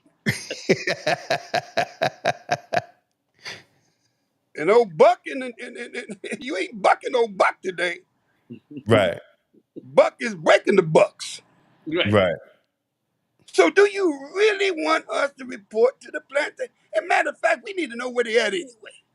We Right. need to know where they at anyway. Right. Would you please send us the GPS where they at? Right. If you're going to send us the directions, send us the right directions. Mm-hmm. No, brothers, we don't have nothing to fear. This is our day and time, and this is the best time I believe we would ever experience as a people in our sojourn in America. Mm. Mm. Mm. I'm telling you, as white people get ready to build their kingdom of wickedness and mayhem and debauchery, we understand that there's not a nation that has lasted on this earth that had been in existence and do evil and stay in existence. Exactly. There's Exactly. none. We can name them: Babylon, Rome. You can name them. Right. European nations does not last.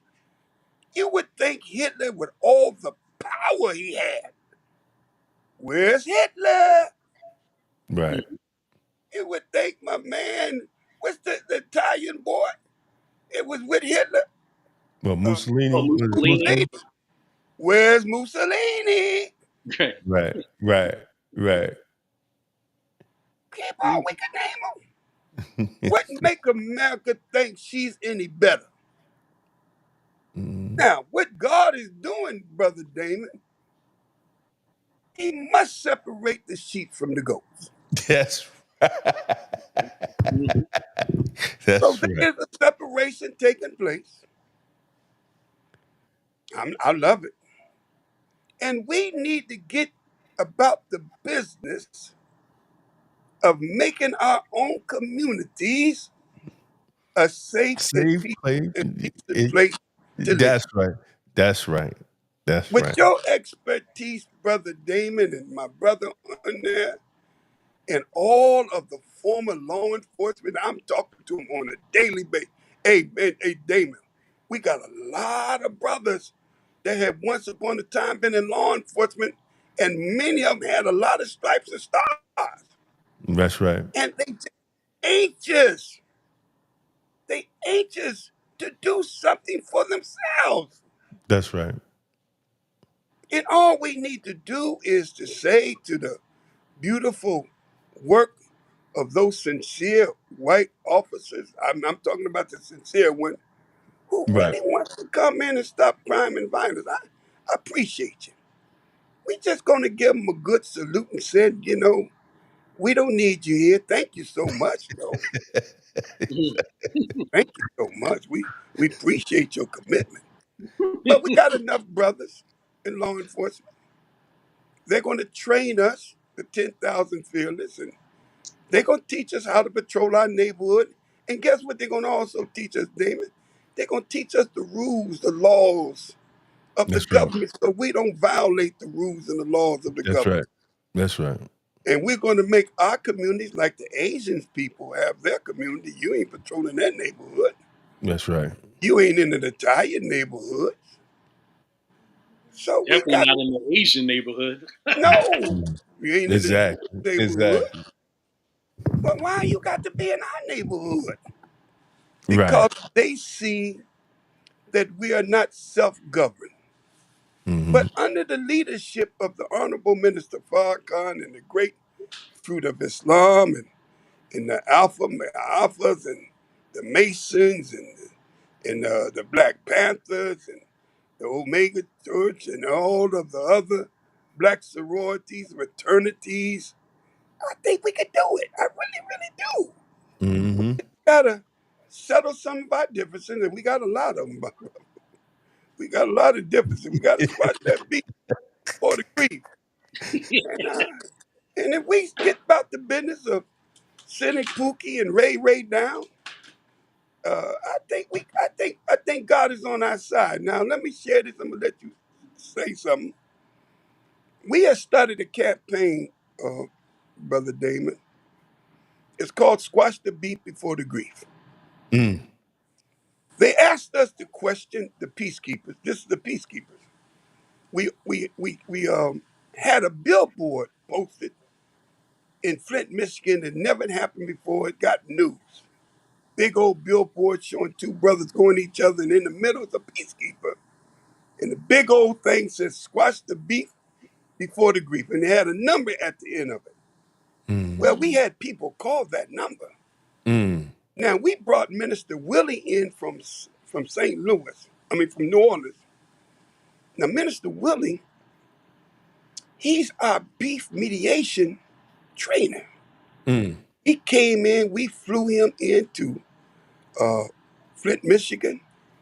The funders gave us enough funding to be able to bring him in. And Minister Willie gave mediation training to 50 peacekeepers. Mm.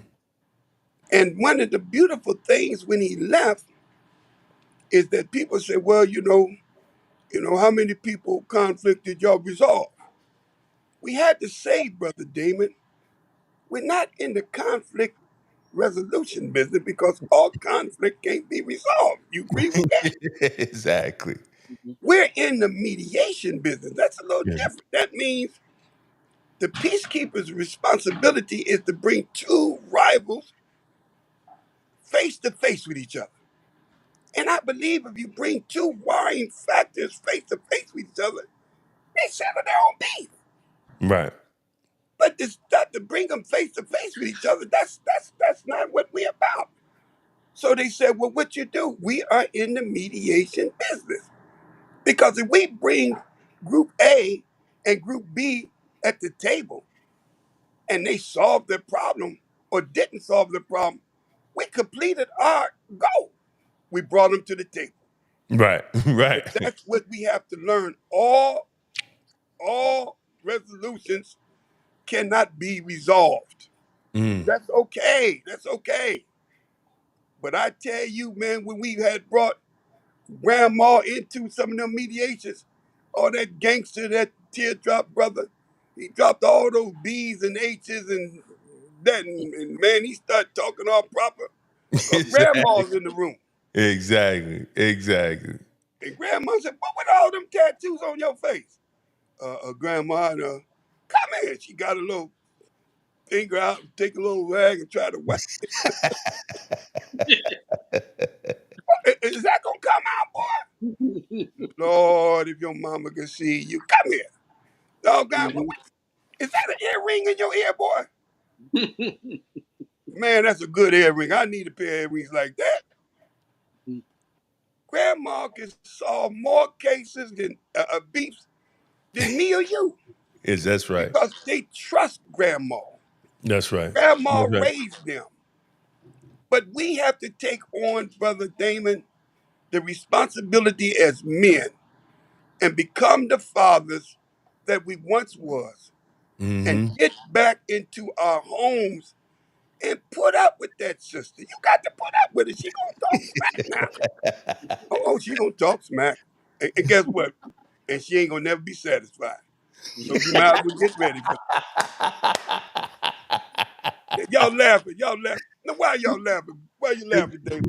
Cause you're right, brother, man. I've been married 16 years, man. I understand. I understand. You know, but Yeah. you honestly right. But we have to be men, man. We have to be the men that the scriptures talk about. And, Yeah. and instead of what we see on social media and in these videos, and but I think God is straightening all that out on his own, Yes. and he's showing, unfortunate through some other people's demise, that lifestyle isn't healthy, for black men and women, and I think there's some more things that's going to come out, what they call it, the entertainment industry, right?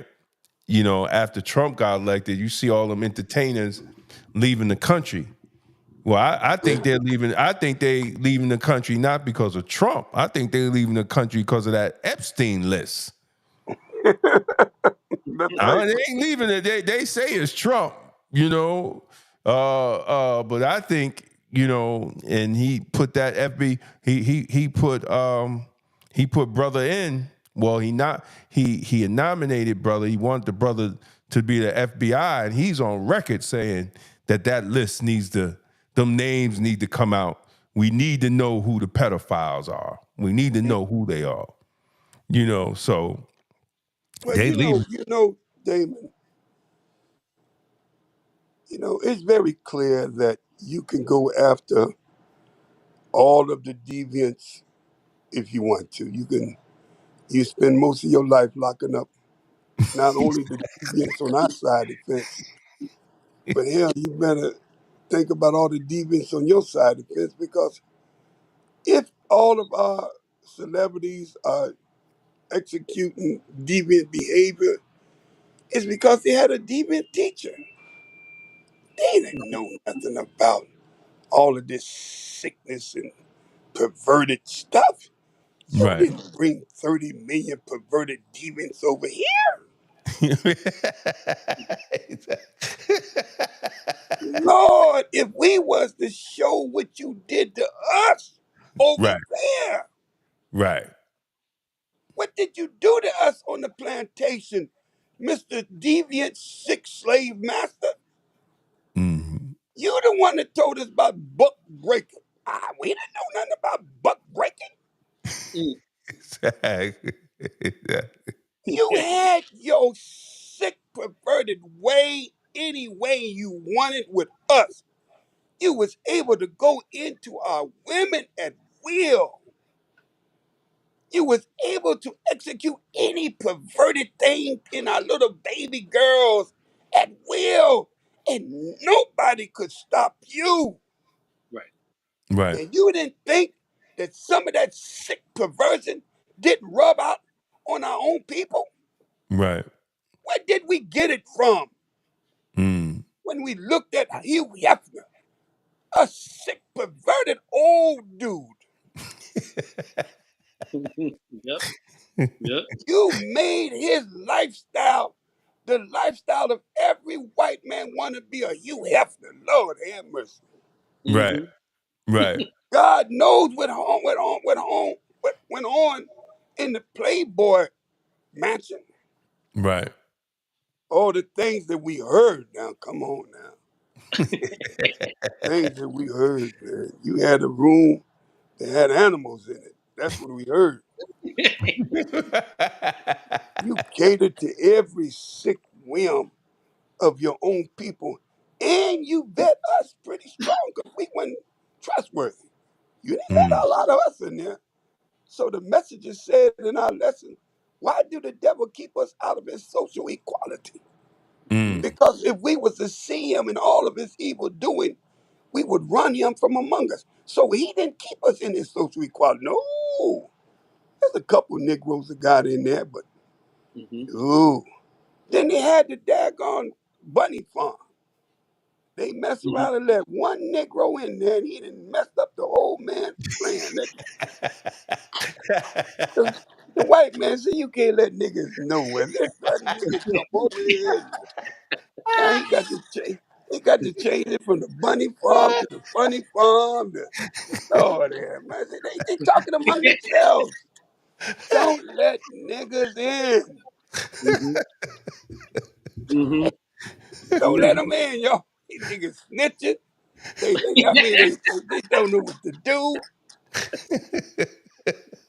You don't let a savage in among savages that's already got rules and regulations they live by. Mm-hmm. Mm-hmm. Yep. Damon, am I telling? I mean, come on, brothers. Am I just talking smack or what? It's No. the truth, bro. You right, Like an brother. avalanche. Nothing but truth rolling down the hill. And how Oh can man. we sit there and let them? Okay, any deviant needs to be locked up. I'm not saying free the deviants for Bill Cosby to go that low that you got to spike a drink to get some booty.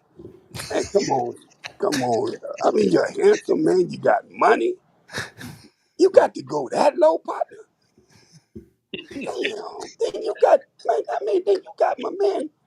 Kelly, we love your music, but we didn't know you were sick like that. You like to pee on the girl. I mean, if that's your fetish, man, come on, all right. And then we look at P Diddy, man. You a whole nother world, man. You done took it to another level, man. Mm. And you trying to be like Epstein. Epstein, there's a movie called What Is the Law? And the dude's over there on this island turning these guys into animals. And they not supposed to eat meat. And I think my man, he played in And when one of them get caught, you kill him because he was not supposed to be eaten, but he's an animal. And he said, what is the law? Not to eat meat, sir. And they kill him. But I'm an animal. I like meat. And it was on an island, man. I forgot the name of that. But this is the sickness of Epstein in them. What is the law over here? Huh? Right. They got a law. And then Goldstein, they got a law. So we don't say we look at our own kind. You know what I get upset about us is that we get mad at those who they get caught and lock up, and we go after them, but we don't go after the teachers. Right. Right. Right. What's Absolutely. wrong with them? They didn't learn this on their own. Right. Right. That nigga P. Diddy was broke kid, eating beans and cornbread like the rest of us until he got some money. Right. And money allowed him to go into a world Right. where he's Right. able to fund his sick idea. Mm. Well, Right. we had a scientist named Yaku. He didn't have money to fund his sick ideas, but he had the power to implement his sick idea. And that sick idea is what brought the devil out of us. It was done by a brother. Mm-hmm. Mm. So Right. if he brought out, we were some perverted people, evidently because it came out of us, Right. but we kept our perversion in check by a moral law. We kept it in check. Everybody got a fetish, brother Damien. Right. That's why they can go on that porn site, and I don't give a doggone what your fetish is. I bet you a donut to $1, you can find it. Y'all laughing. Yeah. Man, fetish may be sniffing shoes. I bet you can find it on the porn site. Another man's fetish wearing old women's old underwear. I bet you can find it on the porn site.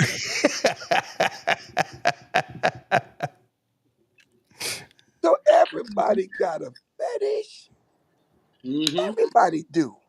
But you don't let your fetish take over you. Right.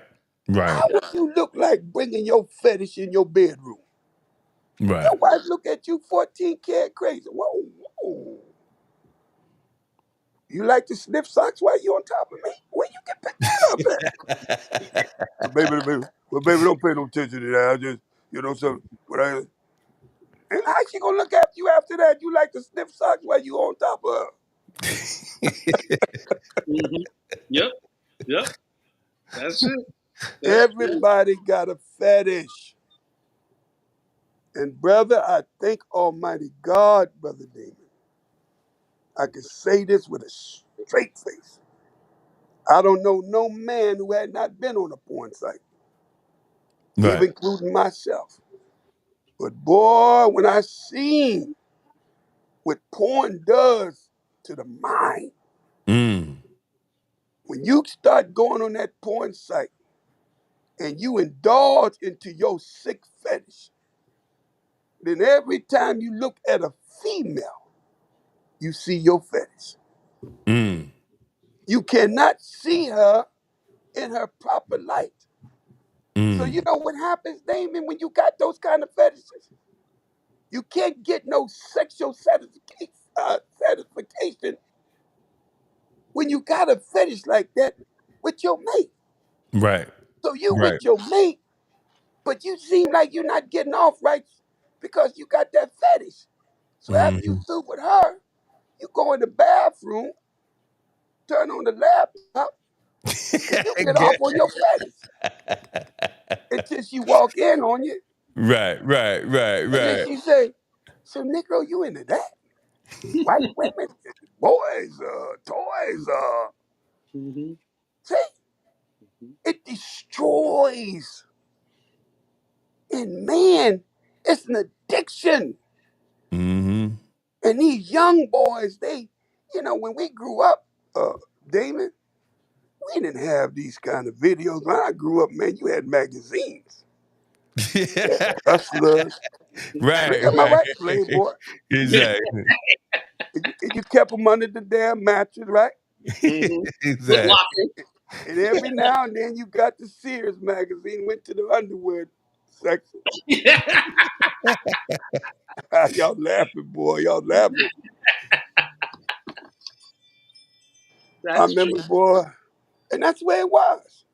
But today, we got a lot of issues we got to address, Brother David. Yes, sir. But we have to be honest because ain't nobody above reproach, and we all have fallen short That's right. to the glory of God. We all have. Mhm. That's Yeah. right. Ain't no one man's sin is greater than the next man's That's sin. right. That's right. We all sin. I had died in 2003. I told you about it, Damien. Mhm. April the 19th. I never forget that day. And I went in for my back surgery, and I thought that I was going to come out of this like I normally will. It's my second back surgery. And this would have been my third. And man, I get in the operating room. My back surgeon, he's ready to go. Hi, Mr. Marty, we ready to get started. He looks over at the anesthesiologist. Well, when you going to put Mr. Marty under? I need him over here. So the assistant anesthesiologist said, well, Dr. Farouk is not here, doc. He the only one that could apply the medicine. I'm saying, where? I'm saying to myself, well, where the hell he at? And he come busting through the room late. He got the doctor upset. And he shoots me, Damien. He had 3 needles in his hand. I'm looking at him from my side. I found out what the 3 needles are. But the first needle is to paralyze me, so I won't move. The second needle is to loosen up my muscles so he can put that breathing tube down my throat. And the third one is to put me out. Mm. Well, did you know he must have skipped a number or something because he didn't put me out? And all I can remember is him stuffing that breathing tube down my throat. And I said, Brother Damon, something's not right. I ain't never supposed to feel the breathing tube coming down my throat. Mm. And as he's stuffing it down my throat, you have no clue, he's choking me out. And I'm saying in this state of paralyzation and my eyes closed, I can't breathe. I can't breathe. He started pushing this damn thing down my throat. In my mind, I'm thinking, well, maybe it's going to kick in sometime. I'm like, surely they can see it on the monitor out there. I can't breathe. And man, Brother Damon, so help me Allah. I took that last breath. I never will forget it. When I took that last breath, I said, oh Allah, I'm out of here. Mm. And that's all I remember, brother. All I remember is like a big cloud of darkness rolled in on me like the repo man. Mm. And I'm dead. Now I'm dead. The Asian lady who's in the OR, she jumps immediately on top of me and started applying CPR. Now Mm. I'm dead. It took them 6 minutes to get a heartbeat. Mm. 6 minutes, Damien, I had no oxygen to my brain. Mm. Dr. Kalfas in 3 minutes come and get my wife on the phone. She's out in the waiting room. Mm. Miss Marty, we got a problem. Well, what is it, Dr. Kalfas? Mm. Your husband flatlined and we trying to bring him back. My wife said, what? And she broke down and cried and she hollered with the loudest voice in that waiting room. They killed my husband because I was number 3, number 4 on the FBI's list to be killed. They took Hafiz out the game. They took Sister Ava out the game. They took Brother Jabril out the game. They took Shaheed out the game. I was next to be taken out the game. We get rid of Farrakhan's people. While we get rid of Farrakhan, we take care of his top people. That way it looked like he just died in his surgery. But Allah said, the hell you will. And Master Farad Muhammad came in 7 minutes, brought that heartbeat back. And the people seen me come back to life. And I didn't even know I died until my wife told me. Wow. I didn't even know I died. I said, well, baby, how did surgery go? She said, the surgery? Dennis, you died. I said, what? It took them 6 minutes. You died. I said, get out of here. That's when I remembered them choking me out. And I said, no, baby. Now I recall, I didn't die. And I pointed to the anesthesiologist. That bastard killed me right there. His eyes got big as man-can mortar. He said, well, did you feel the CPR? I said, no, I ain't feel no damn CPR. And then when I touched my chest, it was so tender and so, I said, oh, snap. And the assistant anesthesiologist said, that's what Miss So-and-so, that was the Asian lady, said she jumped on top of me immediately. And she was pushing so hard that she damn near pushed my heart into a new area code. She sweated, one of the anesthetists said, and he had to relieve her. But their concern was I was going to be brain dead. And brother, I'm going to tell you though, Brother Damien, I do have some brain problem. I realized, see, I did have a little brain issue because I can't remember all the people I owe money to.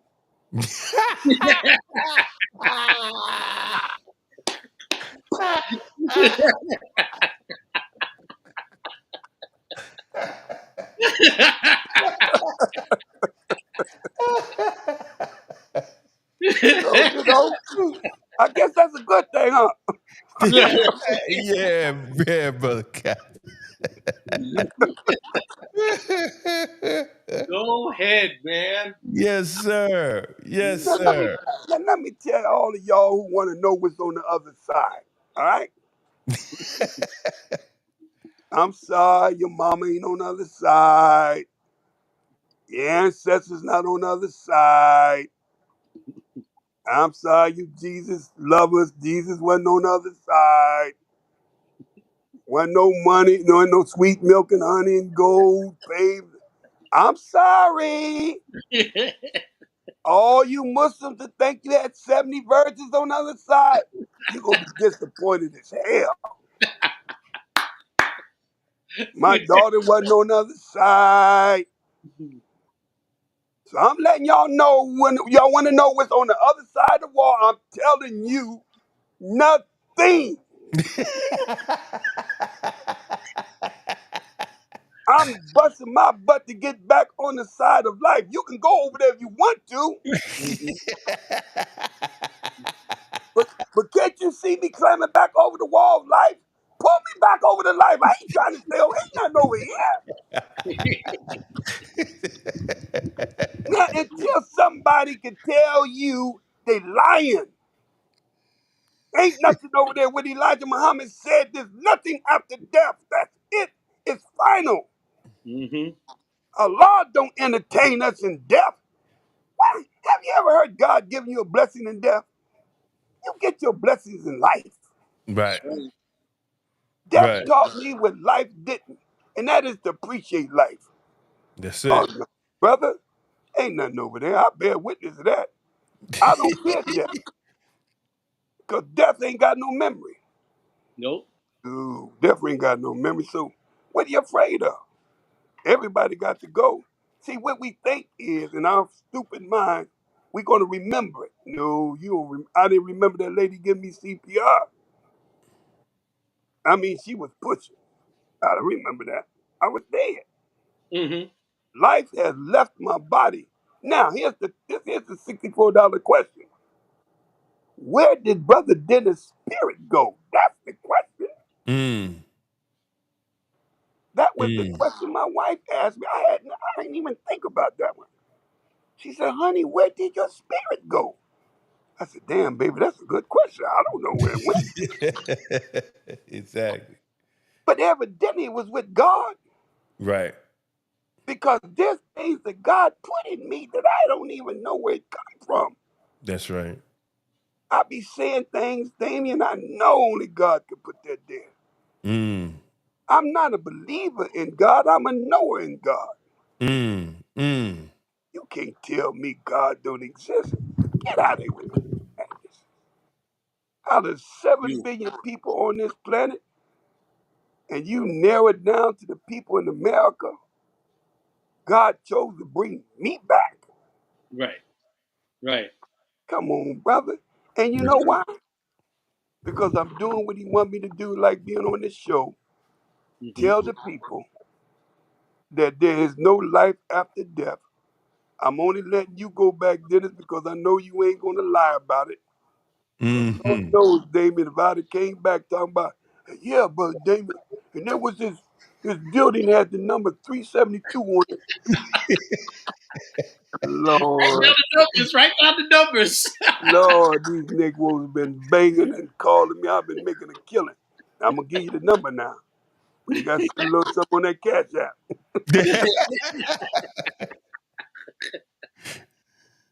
Yep. See, I'm not going to lie. I'm on the mother plane. I was with you. No. Allah didn't make my mouth to lie. Right. Right. Right. Mm-mm. I seen darkness, darkness upon darkness. And that's because we come out of darkness. Darkness is where we come from, and darkness is where we return. The only light is God himself, and That's that's right. his spirit. And when he take his spirit, he puts us back in darkness. Now, where did he do? He had it somewhere. I was with him somewhere. I don't know. I can't recall. But I'm thankful that he put me back. And I promised him I'll work hard in his name. But you ain't gonna trip me out talking about, yeah, my mama, she in a better place now. Allah told me, say, tell everybody don't say that. Now, where did I get that from? He tell me in my ear. I told this on the show.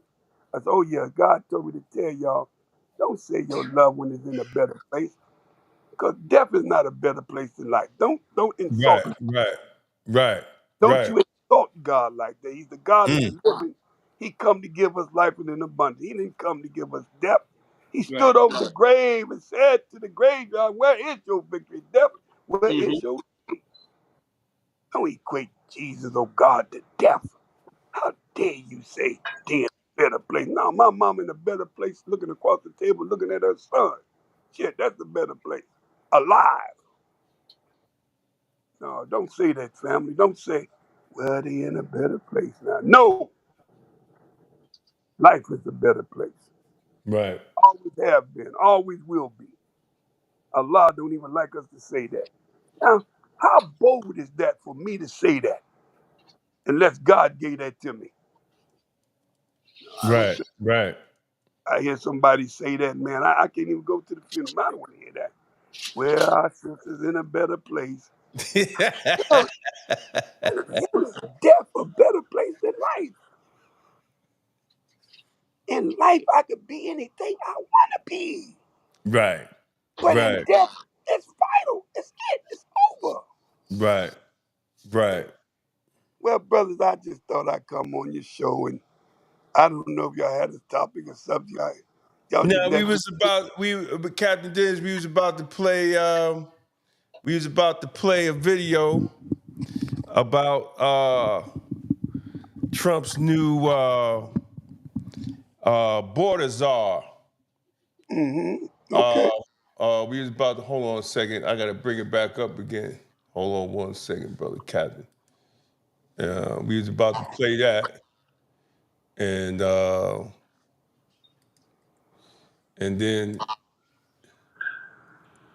let me make sure I got everything going on here. All right, we're about to play it right now.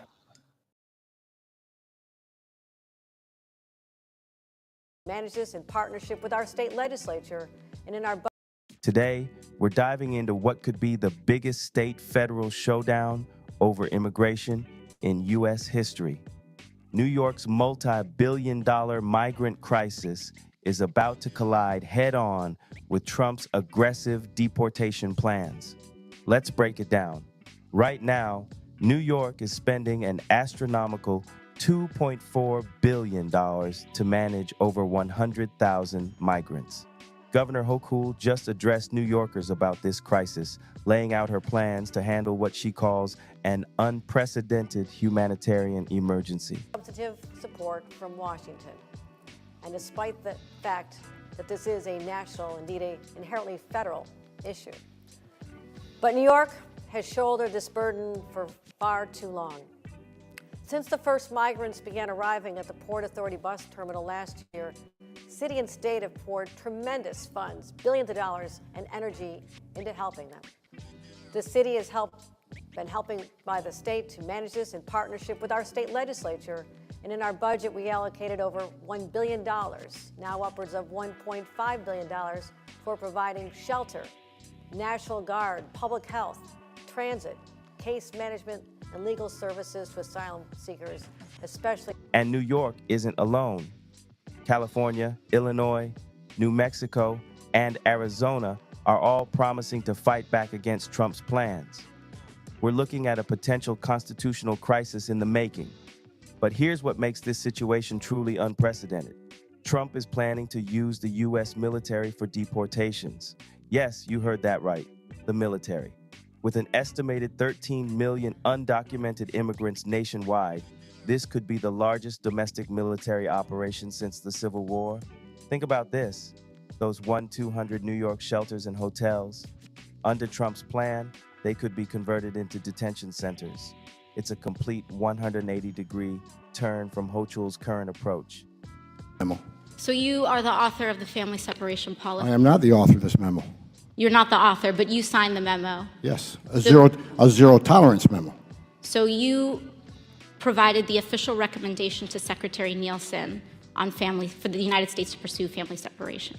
I gave Secretary Nielsen numerous recommendations on how to secure the border and save lives. But it says here that you gave her numerous options, but the recommendation was option 3, family separation. What I'm saying, this is not the only paper where we've given the Secretary numerous options to secure the border and save lives. And so the recommendation, of the many that you recommended family separation. I recommended zero tolerance. Which includes family separation. The same as is with every U.S. citizen parent gets arrested when they're with a child. Zero tolerance was interpreted as the policy that separated children from their If I get arrested for DUI and I have a young child in the car, I'm going to be separated. When I was a police officer in New York and I arrested a father for domestic violence, I separated that father Mr. from his Holman, family. with all due respect, legal asylees are not charged with any crime. When you're in the country illegally, it's violation 8 United States Code 1325. Seeking asylum is legal. If you want to seek asylum and go through the port of entry, do it the legal way. The Attorney General of the United States has made that clear. But here's where things get interesting. Trump's newly appointed border czar, Tom Homan, is promising to turn this whole situation upside down. Is there a written plan on this? Not that I know of. If there's no memo, if there's no plan, is this fully baked? We've done it before. We have seen one estimate that says it would cost $88 billion to deport 1 million people a year. I don't know if that's accurate or not.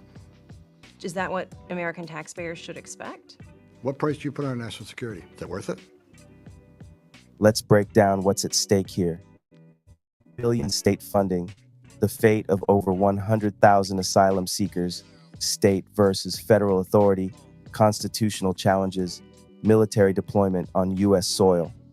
While Hochul is pushing for work permits and integration, talking about her own immigrant grandparents and the American dream, Trump's team is focused on what they call enforcement and removal. The irony here? Many of these migrants are filling crucial job vacancies across New York. Hochul's administration is actually planning to launch a job placement program this September. But all of this could come crashing down if Trump's team follows through on their funding threats. We're looking at what could be years of legal battles ahead.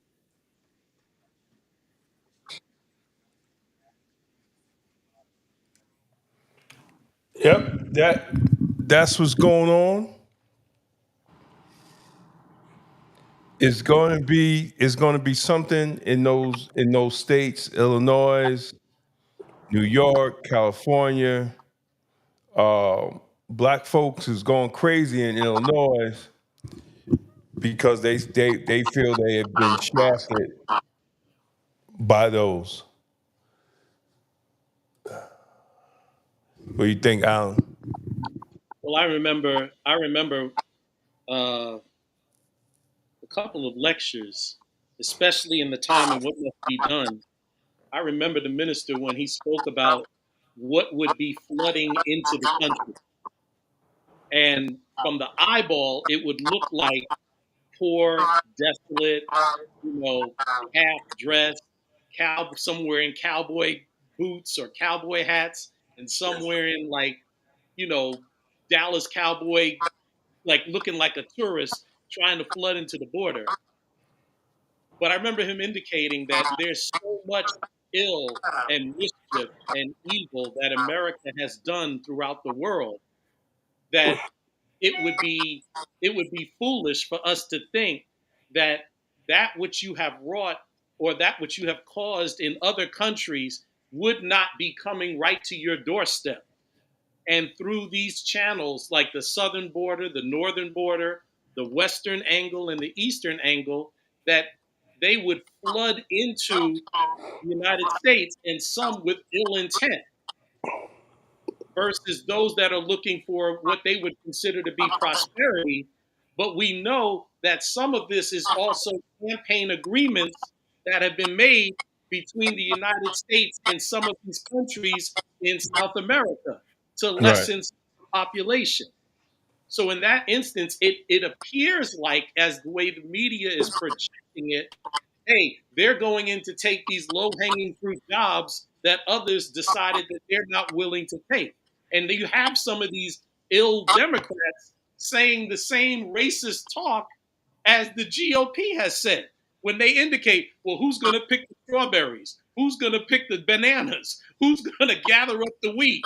Who's going to do those laborious tasks?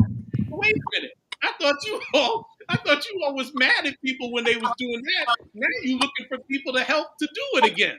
Right. Make up your mind. The whole idea, once again, is these folks, they know what it is to throw a rock and hide their hand. They know what it is when they want to create commotion, so they have a reason to come out and take you out. They want to be able to do that. And now that Trump's got his man who wants to act like Patton right now, it's saying, hey, we're going to come in here and, yeah, it's not a clearly thought out plan, but we're going to come out here and bust up some heads. And any of you all that try to stop us, we just going to come over you all.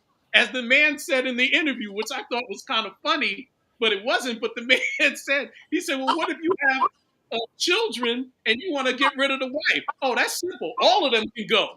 He said, figure all of that out later. We'll just get them out and then let them come back in the legal way. But this is what you all have wanted to create anyway.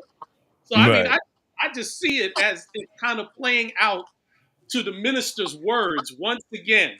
Once again, he has told us this numerous times of what you can expect, and here it is playing out right in front of our eyes again. Well, brother, you said something about the low-hanging fruit. Who's going to pick this? Who's going to get that? That's why they came out with report to the plantation.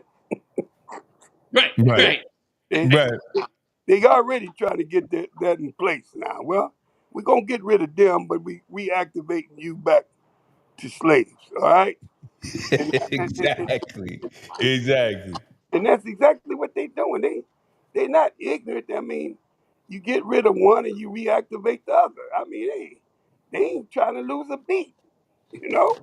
But the Right. sad thing about it, the effort that they're putting into this deportation, man, I wish they would have put that same effort into deportation us 100, 200 years ago to get us back to Africa. I wouldn't think we would have had a problem with your deportation us back to the motherland.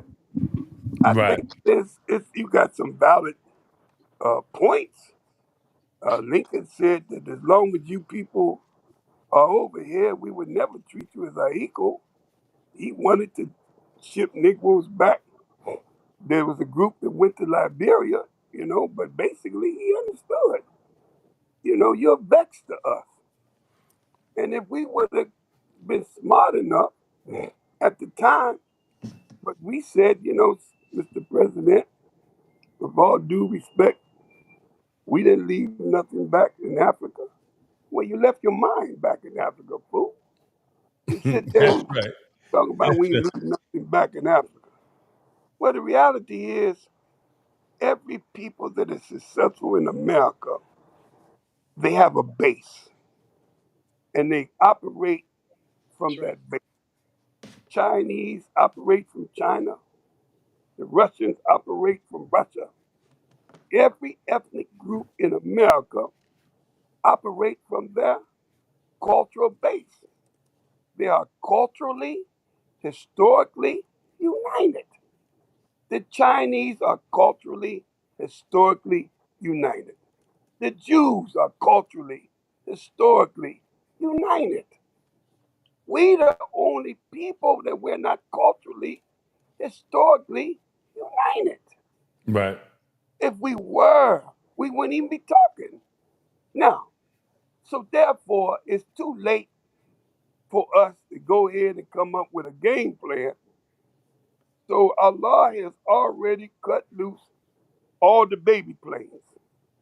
Now, if I was in the military, and I would say to you, Brother Damien, and you my intel, and I'm giving you intel on troop movement, and I tell you, I say, hey, General Damon, we noticed there's a lot of movement with Korea, a lot of movement towards the border.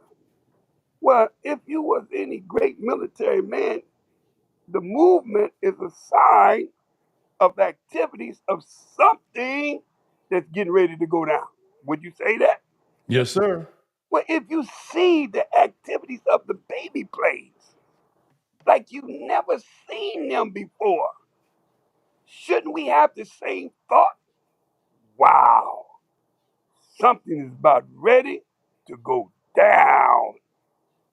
You feel me? Yes, sir. Yes, And sir. that's getting ready to happen. Something is about ready to go down. Now, we don't know what Allah does. But brother, Donald Trump, he has to live his plan. He has to be the last president, and he has to do what the leaders say, take America down in the rocket ship. He has to do that. Yes. In the meantime, we're like the old tick on the dog. The messenger said, oh, the tick is on the dog as long as the dog got life in it.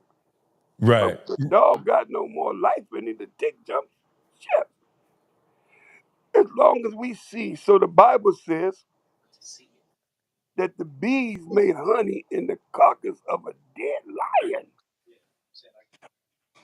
Well, we know who the dead lion is. Who's the bees? Right. If we the bees, that means we gonna make honey in this dead carcass of America? Yes, because we got God on our side. That's right. And That's right. brother, don't us waste our time talking about them. Your Yes. soul should be made up of what we're going to do, how we're going to put this brick in place, how we're going to put this foundation in place. How we gonna get rid of the crime? How we gonna get rid of violence? How we gonna Right. stop stressing teenage pregnancy, sex trafficking? Everything should be about what we going to do to make our own community a safe and decent and place to live, and not stop talking about it. That's right. Not stop talking about it. And we need to do it through a barbershop series. That is the great place that we organize the youth, because that's where they at. We need to start going into the beauty salons and organize our women, because that's where they at. And we need to start coming up with to stop the killing, squash the beat before the grief tour, just like the minister did. Mm-hmm. Because the minister is silent, that means we got to get loud. Right. Right. We cannot give up. Roll up your sleeve. And I'm telling you, this winter's going to be so cold. And if you ain't got enough food to store up in your house, you're not going to make it through this winter. So we learning that God is now. He's dropping the ballistics. So that's all I want to talk about.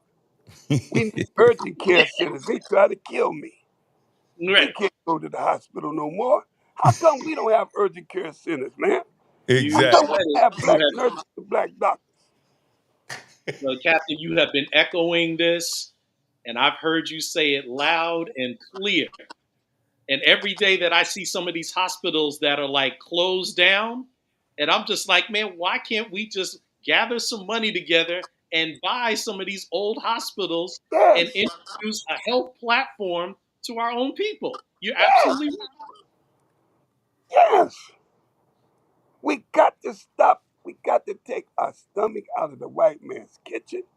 I remember this guy named Damon Jones was fat as a house cat. Hey, Damon, you remember that guy? He was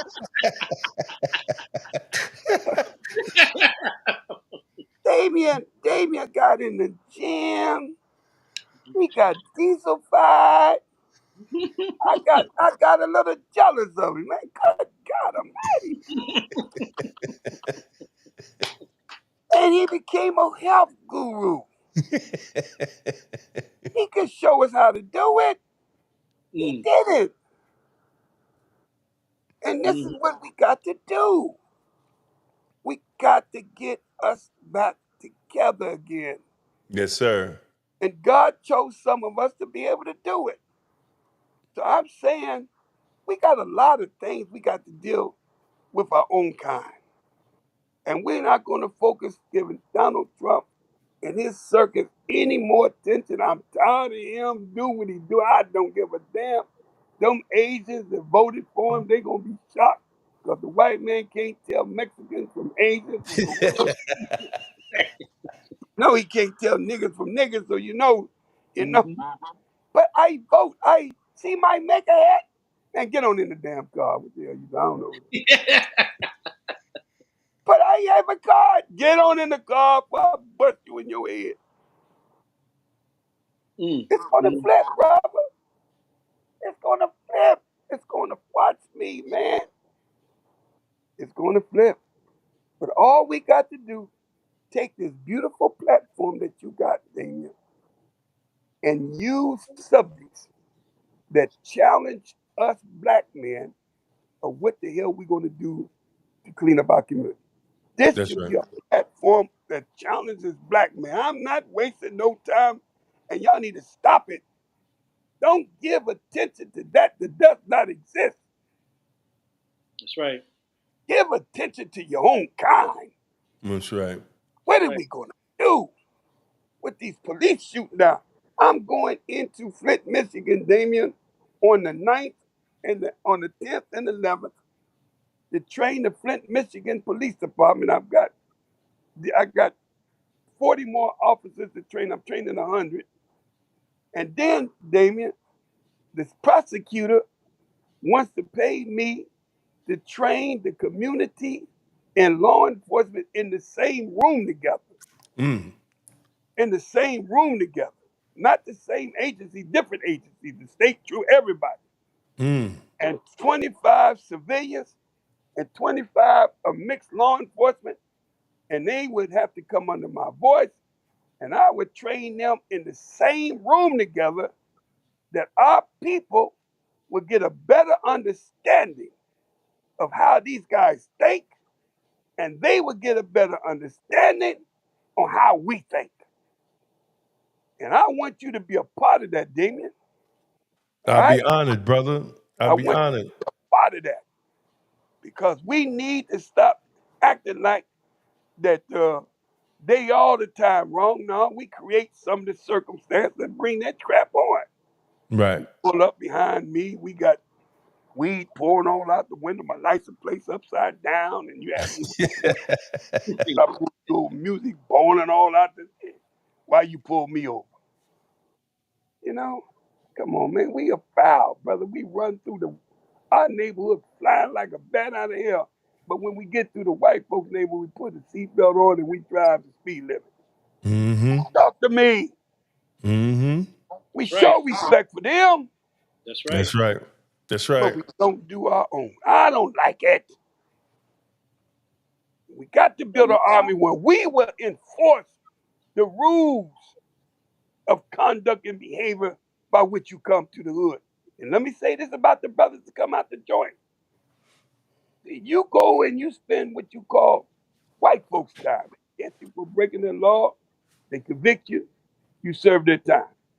Mhm. But what about the black folks' time? What about the hood? What about all the shit you did in the hood? All the people you turned crack to, all the people you robbed. See?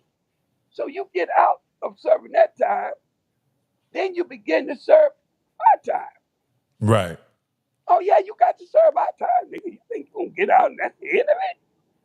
All the families you left behind, all the little young boys you left. Oh no, no. Ain't no party gonna be thrown with you going to no strip clubs. I'm sorry. This ain't the way it's gonna do down when you get out. Report to the nearest peacekeeper station. Shit. You got work to do, partner. Put your damn peacekeeper shirt on, I'm present for peace, and get your ass right on the same corner they arrest you on and give you a 1 hour power. That's right. That's what we're gonna do, Brother Damon. That's the goal. And I just wanted to share that with both of you, that I love that anytime you got a show that deals with us, have me on it.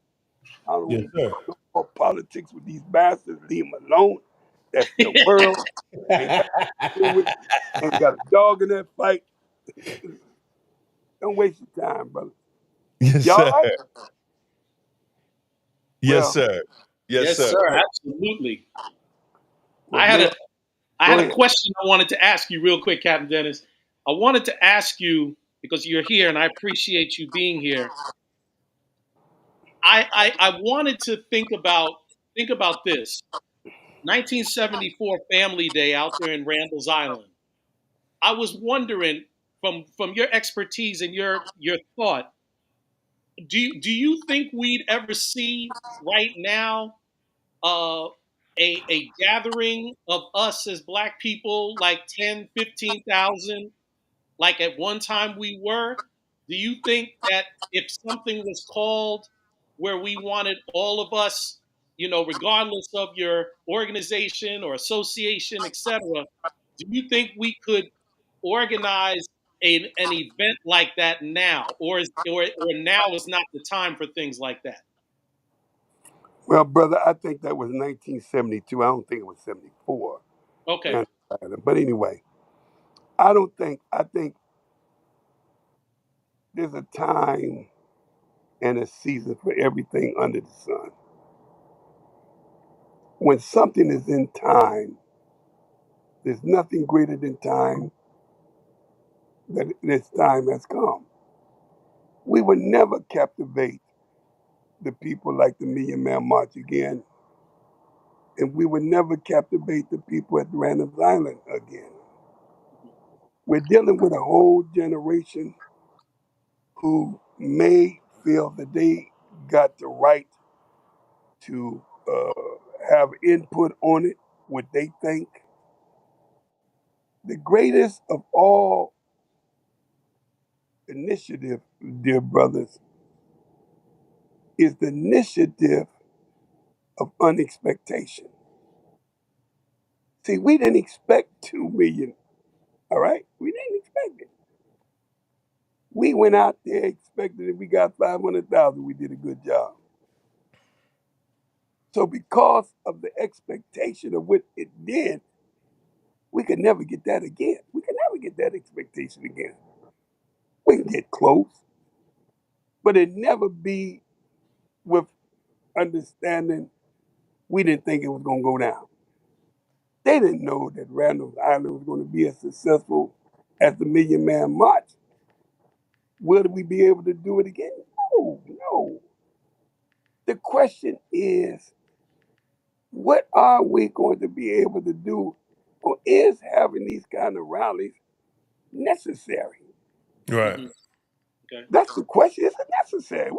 What is it necessary for? Mhm. Bring people together, make them feel good. We did it, and we leave, and we hang in there for about a year, and then we back to the same old madness. That's what happened with the Million Man March. So we have learned that we do have the ability to call. But here's what I do think we have the ability to do. We have the ability to organize within our own cities mass rallies where in the rallies is a bazaar for all the people to have anything to sell from business. You're doing a collaborative effort. You're meeting one another. You're building one another.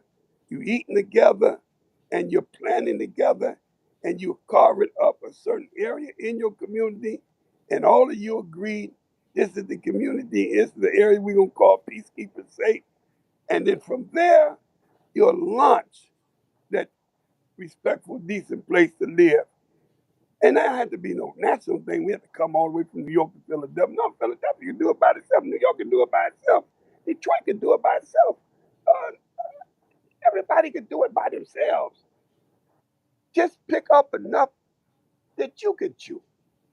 And if you did it in Mount Vernon, if you got a park in Mount Vernon, and y'all had an organization and you did it in Mount Vernon, and all of the black organizations, all the black companies could have their little vending out, and you have a keynote speaker, and you can say, you know what makes this different than all rallies?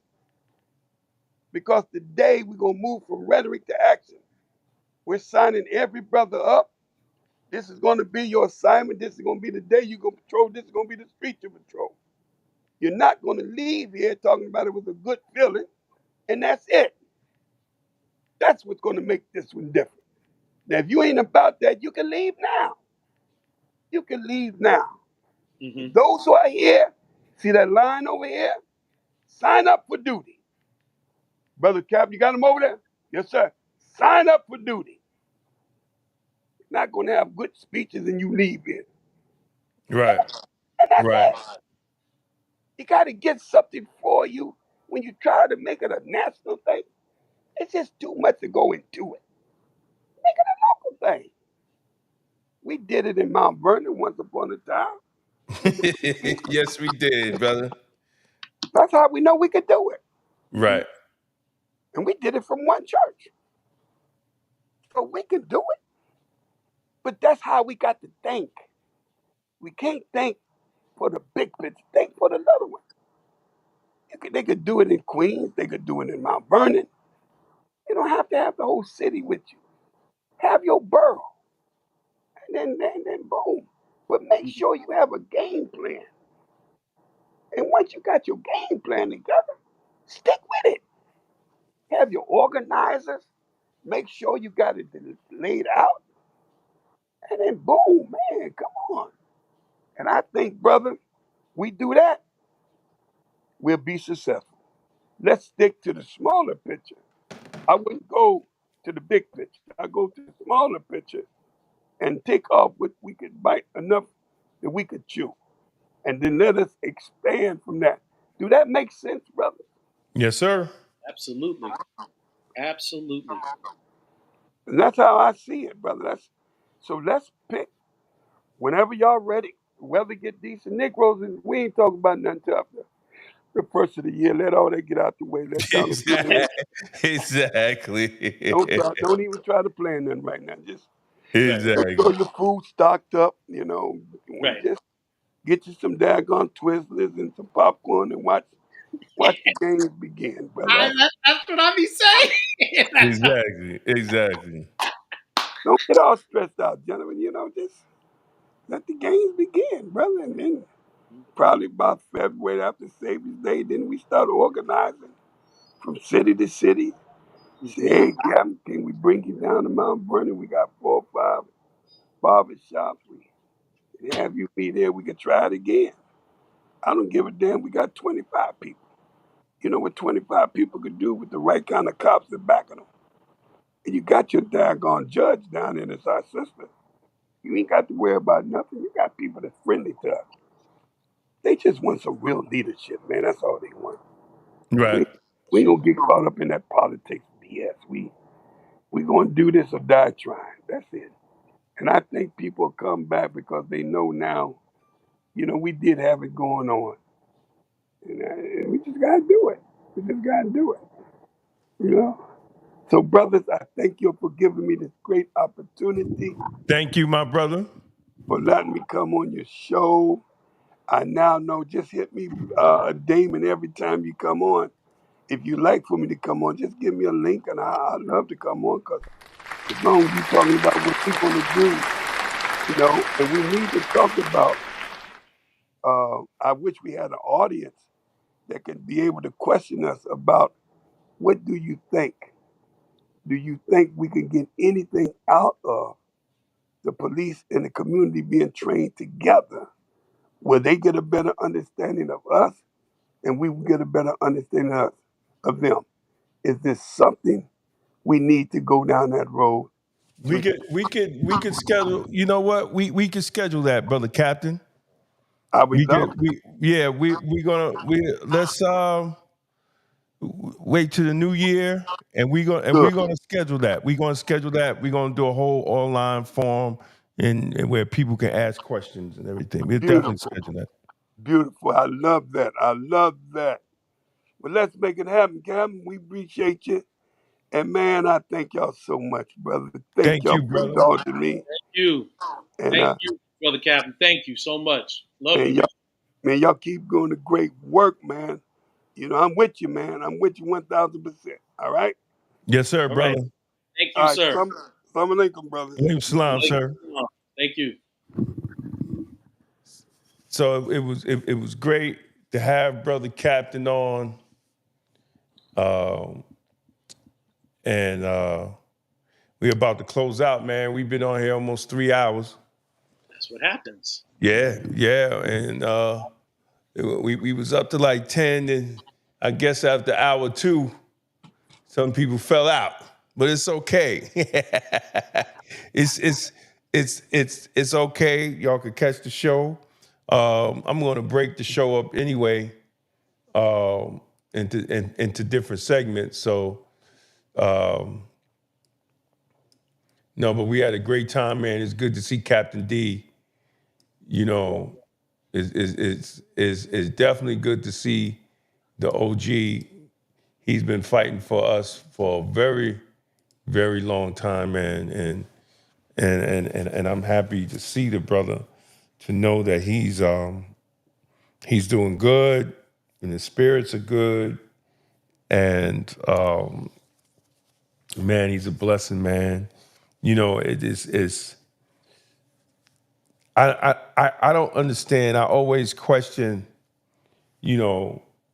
like, we know when we talking to Captain D, he's giving us conversations, from the minister.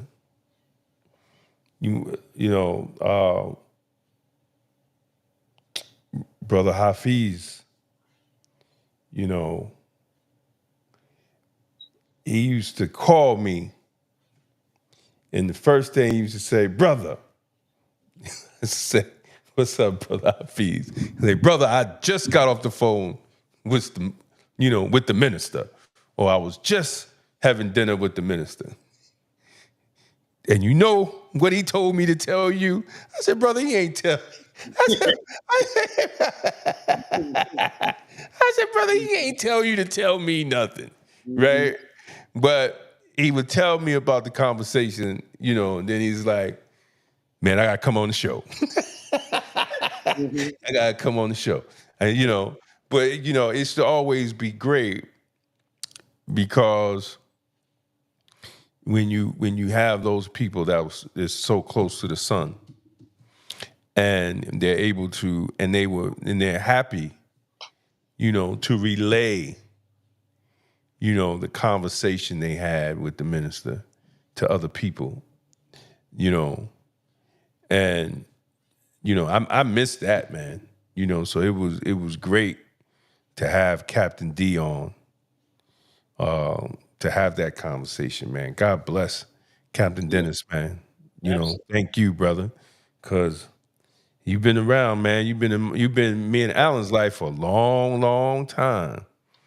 And I mean, it's moments like this that, I remember being in Atlanta and I would sit with, at that time, Brother Minister Tony, now he's Brother Minister Abdul Malik, but we would sit in his man cave, literally.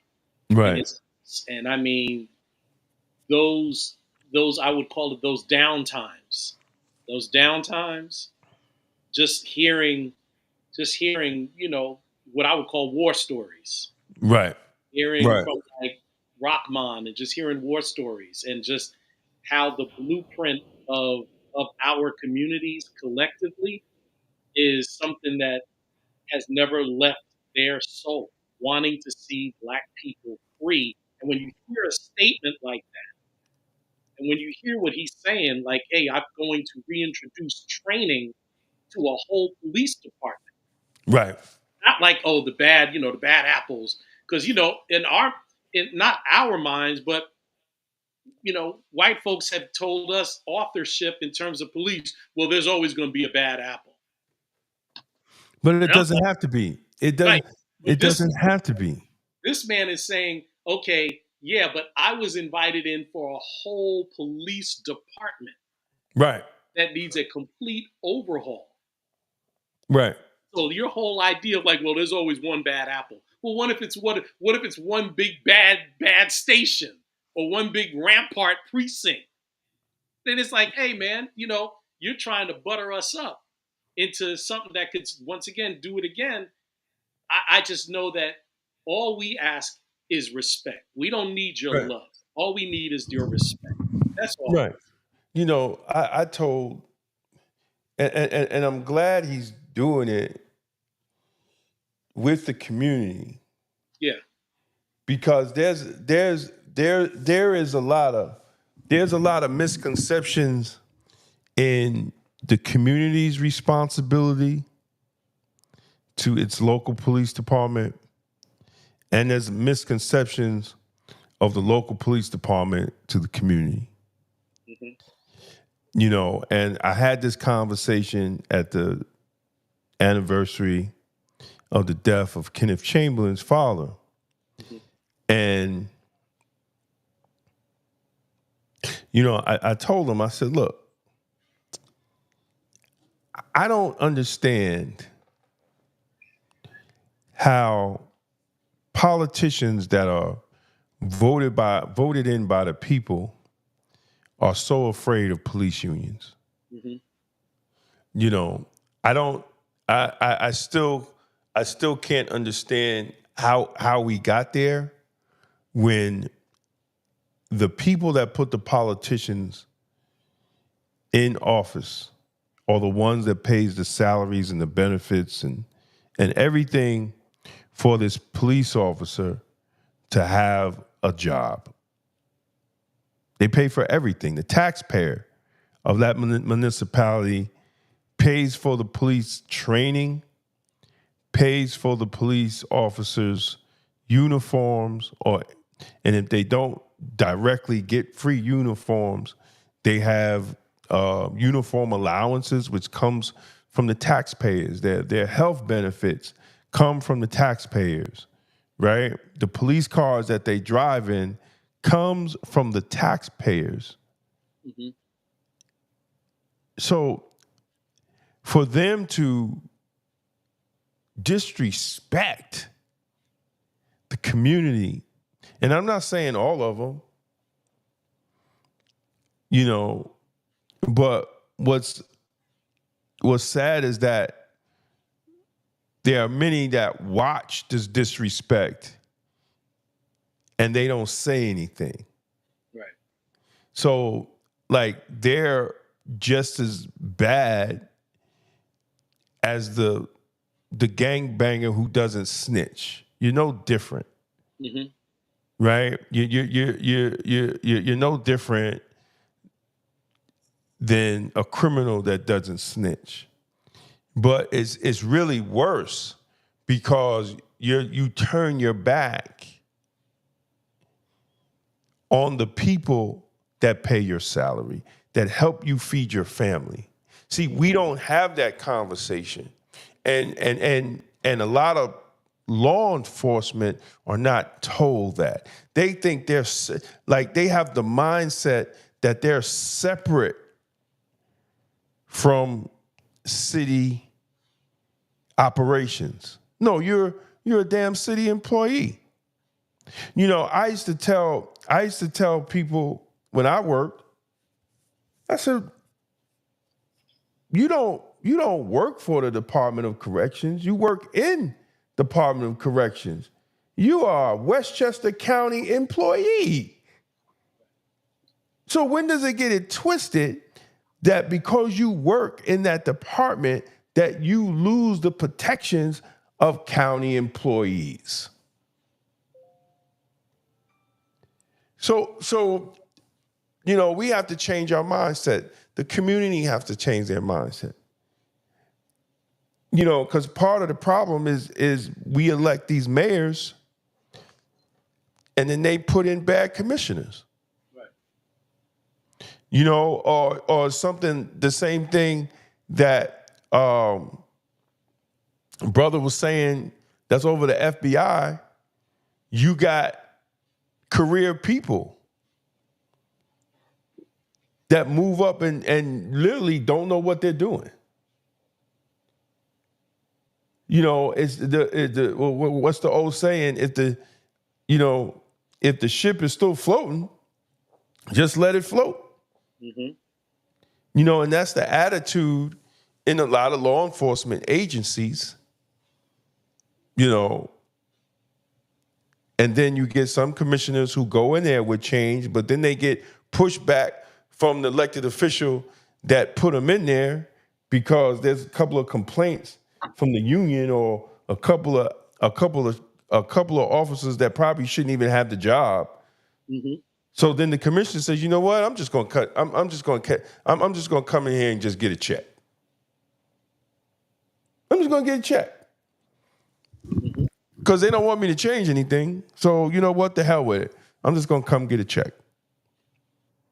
So nothing changed.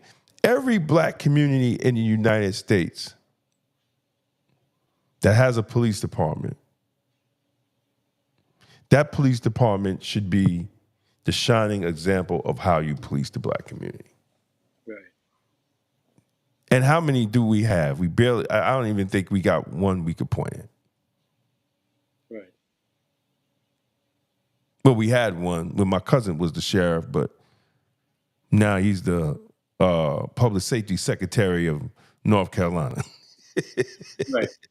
You know what I'm saying? But when he was a sheriff, he was on point. So every black community should have a model police department. Like, we should be embarrassed that the Department of Justice has even looked at Mount Vernon. Mount Vernon's a black city. We should be embarrassed. Every black politician should be embarrassed that the Department of Justice had to come into Mount Vernon. Right. And you have a black mayor, majority of black city council, black county legislator, black state senate, black assembly person. And the Department of Justice had to come and investigate your police department. You should be embarrassed. Mm-hmm.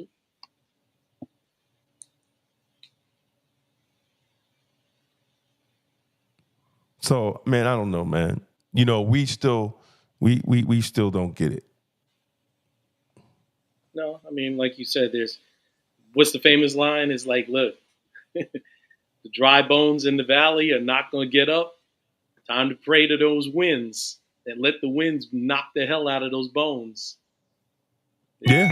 It's going to be something like that. And that's what he meant also, is like, hey, man, it's going to be cold out here. This is not the time to be Marching. marching, but dancing. You know what I'm saying? I mean, it's like we want to try to keep up the normal. Right. Things are just normally. Hey, go here and there and everywhere. I can't tell you what's going to physically happen between January, his inauguration, and February. I don't know. We'll see. But if it's going to be cold, not just cold temperature wise, but if it's going to be cold, like, hey, man, do what you got to do to rely on each other right now. Because you can see a setup where there ain't going to be no broadband service because it'll be that cold. You know what I'm saying? Yeah, man. It's going to be, listen, we're going to have to be, we're just going to, we just have to stay focused. Right. Don't get caught up in none of this nonsense. Mm-hmm. Don't get caught up in none of this nonsense. And we really, like, there's a lot of people I know that really needed to see counseling over this. And I just didn't understand. And then you got these women, and some of them are known lesbians blaming black men. Like, stop. We did our part. We always show up. That actress who sings, and she's a lesbian, and I had a lot of respect for her, but she got on and went on a rant about black men. Oh yeah, old girl from Atlanta. Yeah. Yeah, and and I love her dearly, man. But come on. See, we start pushing these narratives to separate black men and women. We were, and this was all that was. And that's why the Democratic Party lost. 15 million people, Democrats, decided not to vote. Right. Keep talking. I'm listening. Yeah, they just decided not to vote. And we're going to keep talking about it because there's no party. The Democratic Party is over. Right. And I don't even think, brother, how are they even going to be able to raise money when they squandered $2 billion in 6 months? Jesus Christ. How do you spend $2 billion in 6 months? And did they really spend it all, or did they pocket a lot of it? Exactly. Oh man, that's what we forgot to talk about, brother. Hold on, man. That's what we forgot to talk about. We're gonna talk about this, and then it's over.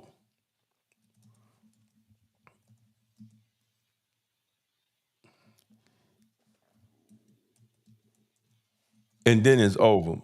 And when you come, oh, you back already? I was trying to get it up before you. I was trying to get it up before you when you got back, so I can make you laugh. Hold on a second. Let me set this up because Captain Dennis threw us off, but it was definitely needed. The conversation was definitely needed to have. But we're gonna finish this one because this is why, my pastor said it, and Cat Williams said it, and now it is still going on. 2024 is not over, and more people are going to continue to be exposed, and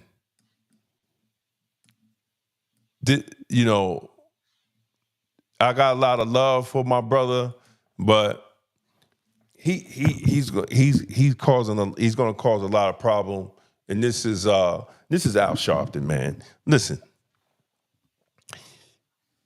him getting allegedly $500,000, allegedly two payments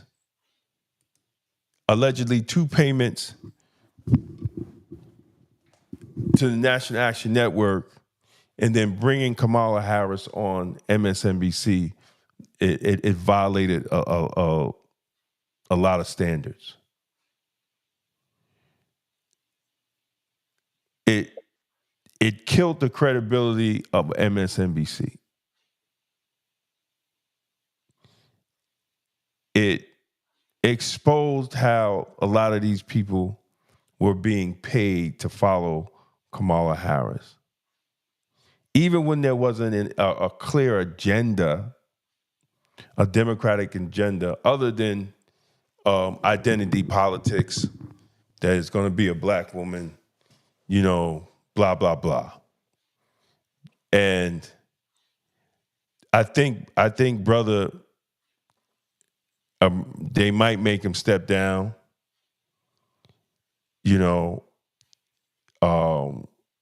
Sources have said, people are still screaming for an actual audit of her campaign, because it wasn't just $1 billion. It was $2 billion. There was two people, and when I replay this, I'll probably add some of the other clips when I make this into a separate clip. But I mean, Brother Al, that wasn't a good look. You know better than that. And what is she giving the National Action Network money for? That's a good question. That's a good question right there. And you know what's crazy? One thing I was proud of black people in the Kamala Harris election bid is that we, for the first time, we really understood that we had to back the candidate with our finances. Right? So we raised what? 40 million, 50 million. Let's just say black folks raised 100 million. Mm-hmm. Out of 2 billion. out of 2 billion. We raised 100 million. That means we finally understood that money is a part of politics. And as Dr. Claude Anderson said, one of the steps in the pyramid is buying your politician. And if you can't buy them, then you rent them. Mm-hmm. But I think it did a disservice to black people on how the campaign squandered the money and then lost. So now the little $100 million that black folks scrounged up and organizations got, and the Divine Nine and all them and everybody, Are they willing to go another round? Are they willing to go another round in 2028? Are they willing to go another round in what was it, 2025, 2026? The midterm elections? You know, because if you want political power, you got to be ready to do that 100 million every 2 years. You understand what I'm saying? Right. So, but when they squander money and they give organizations millions of dollars, they give Oprah's company, even though she claims she didn't get paid. But if it's your company, technically you got paid. I mean, legally, you could say corporations are people too. So Harper or whatever that it was alleged got paid. Technically, she didn't get paid. She could say that, and she's not wrong, but it's still a company. Like, it is what it is. Right. You know, and whether the artist got paid or not, I don't know, right? And I'm not saying that they got paid, but it has been reported that Beyonce got paid and Cardi B got paid, and we know that Dr. Umar Johnson showed a text from the campaign that they were willing to pay him to interview Kamala Harris.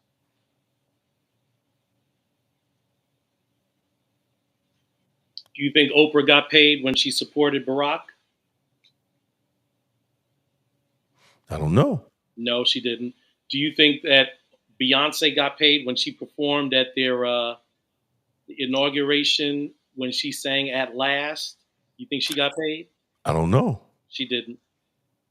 My whole point in saying all of that is they knew, meaning Oprah and them knew what they were looking at this time. They knew what they were looking at. Exactly. Like, Exactly. oh, I'm gonna get paid. I'm gonna get paid for this one. Exactly. I didn't ask to get paid when Barack ran in 2008 and when Hillary ran in 2016. I didn't ask to get paid when Biden ran against Trump in 2020. Oh, I'm gonna get paid this time. And I'm saying it from the standpoint, you're absolutely right. And if we keep doing the same picture-taking politics, somebody's got to look like, hey, you wear the right suit or you wear the right dress. Mm-hmm. If we still are doing that and not saying, if you don't speak our needs and wants, I don't care how you look, you're not getting my vote. You may get others' votes, Right. but you can get my vote. Right. Because to answer your question, money is still going to be involved in politics. But until we've got something that makes a politician say, I'm going to have to respect those people and I'm going to have to deliver for them what they're asking for. Not what the actuary and what the statistics tell you a percentage of us deal in this and a percentage of us deal in that. No, here's what we want and need. As Ray Charles said, can you beat it? And he told him, he said, man, that was a good, Ray, I'm very proud of you, man. I couldn't make a better deal. Right. We've got to learn to make deals. Right. Not just deals for 12 of your friends. Right. And we got to make deals for millions of us. And this is what I understand. And all the fraternities and sororities that's watching, if y'all could get together and do this time. I mean, this is a hopeful moment, and it's not even downing fraternities and sororities. It's helping them see imagine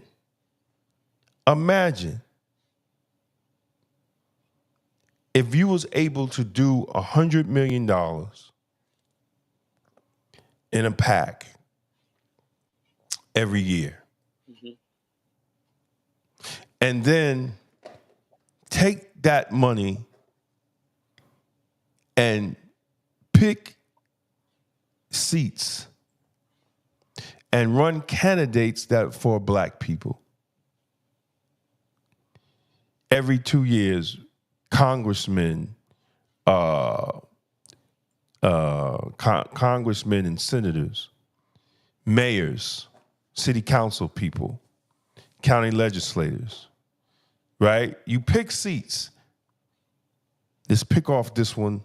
Let's pick off that one. Let's pick off this one. You would turn our communities around. You would turn our communities around. You would be just like AIPAC, because that's what AIPAC does. They spent $20 million against Jamal Bowman, the most highest congressional race ever. So why can't you give, or you raise $100 million every 2 years? It's you got $400 million. You say, you know what? We're gonna give $10 million to this young brother over here, so he could run for Congress. And we're gonna take out the ads and put the foot patrol while he do all the groundwork. We're gonna do the TV ads. We're gonna do whatever. Take this $10 million. You know, we with all our education in the sororities, y'all just missed your power. You just missed it. You saw it. You got hyped off of it. But you saw the short term with Kamala, but you didn't see your long-term power in black politics throughout the nation, or community politics in your communities that you are in, to how to take over your communities. Because Trump is pushing everything to states' rights. So having a congressman or senator, that's you need to be governor, state assembly, state senator, school board. Since they're trying to demolish the Department of Education, your school board, your district attorney. There's people that don't even come out and vote for the district attorney. So if y'all have that power, man, like that was there. You know, they said the brothers got on, they raised whatever million. Y'all need to do that every year.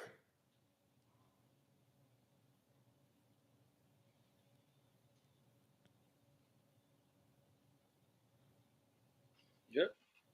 No, I look. The man got paid to deliver votes. The man got paid to sit with Kamala. Remember, he got paid earlier than the interview. And that's what makes it a problem. Mm-hmm. Now, make no mistake, in the name of their game, that's their game, because of the fact that networks got paid, ad agencies got paid. There were people who got paid. Problem is, we do things with no clothes on, so we're nude out here. You know, we do stuff like this, and you give her softball questions in an interview on the network you don't own, and you got paid. You got paid. You got paid to do it. So you didn't say in the interview, we have invited Donald Trump to also sit down one-on-one for us to have a conversation about his upcoming presidency if he wins, and he denied our invitation. There was nothing like that. Or Or full disclosure, the Kamala Harris campaign has donated $500,000 to the National Action Network. Correct. To which I am whatever position he is. Right. We have to have full disclosure on that. Yep. He failed to do that too. Right. I agree. But he did it on their network. That's what makes it like. That's why they're pissed. That's why they're pissed. Like, dude, did you like? Look, I'm not in that room, but I'm like, did you think we wouldn't see that? Like, did you think like you could just kind of like slide it by, just slide it over? No, but that's what I don't understand, right? If you get a check, common sense, bro. Whatever campaign name, right? Kamala Harris for America, whatever the campaign finance committee name is, right? For those that don't understand the process, right? You go and you get a DBA, and it could be Kamala Harris for USA. Then you register it with the state, whatever state that you're in, that you are a political fundraising. You register with the state. You register with the Board of Elections. They give you all your little numbers and all that other stuff. You get a tax ID number. You teach all the game. You get a tax ID number, and you open up a bank account. You have to have the most important person is the treasurer.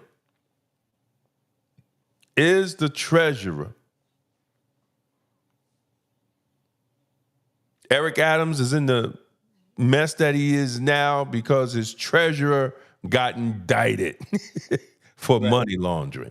Right. Now,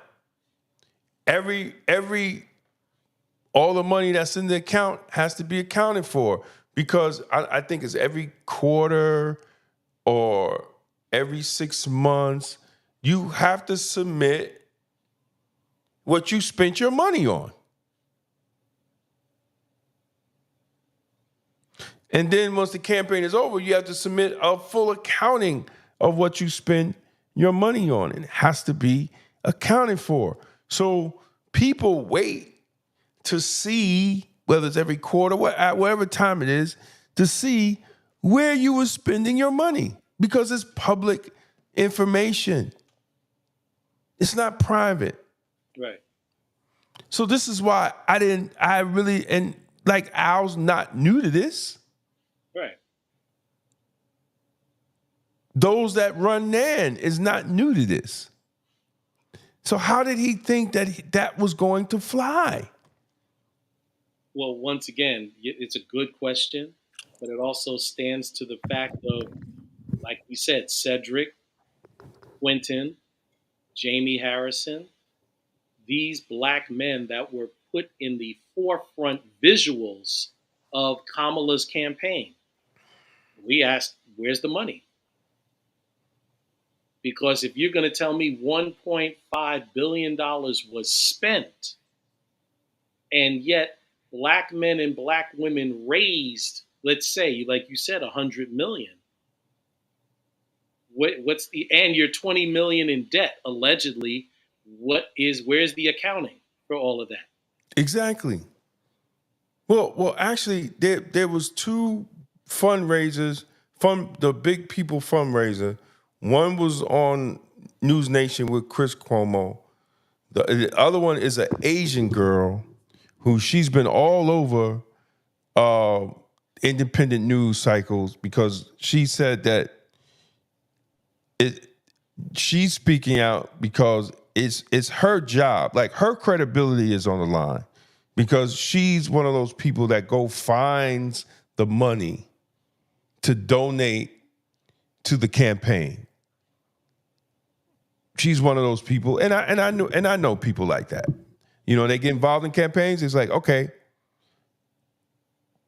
I could raise the money for you. I could get you the money. And that gives them the in to the administration, right? That's how the shit worked. So she was on there and she was saying not only that, there were people that paid millions that were on a payment plan.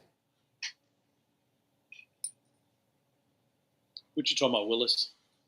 Well, rich people don't have cash, right? So they set up a payment plan because you got to pull money from this and pull money from there, pull money. So they said, okay, I want to donate $2 million, but I'm going to do it quarterly or whatever. I'm going to give you the first payment here. Then I'm going to pull this money and I'll get you first payment there. So they were on, according to her, they were on payment plans. And it wasn't just $1.5 million. It was $2.5 million because people donated to PACs. Right.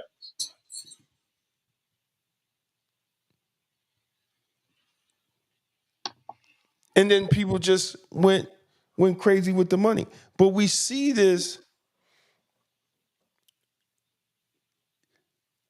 There's only, out of all the political, what they call them, the political consultants, there's only 7.5% that are black. If we're giving, if black people is giving at least 80% of their vote is going to the Democratic Party, and we only see 77% of that money coming to black political consultants. And these are billions of dollars. It just showed right here, right? The big firms that got the money were white firms. It wasn't black firms. Mm-hmm.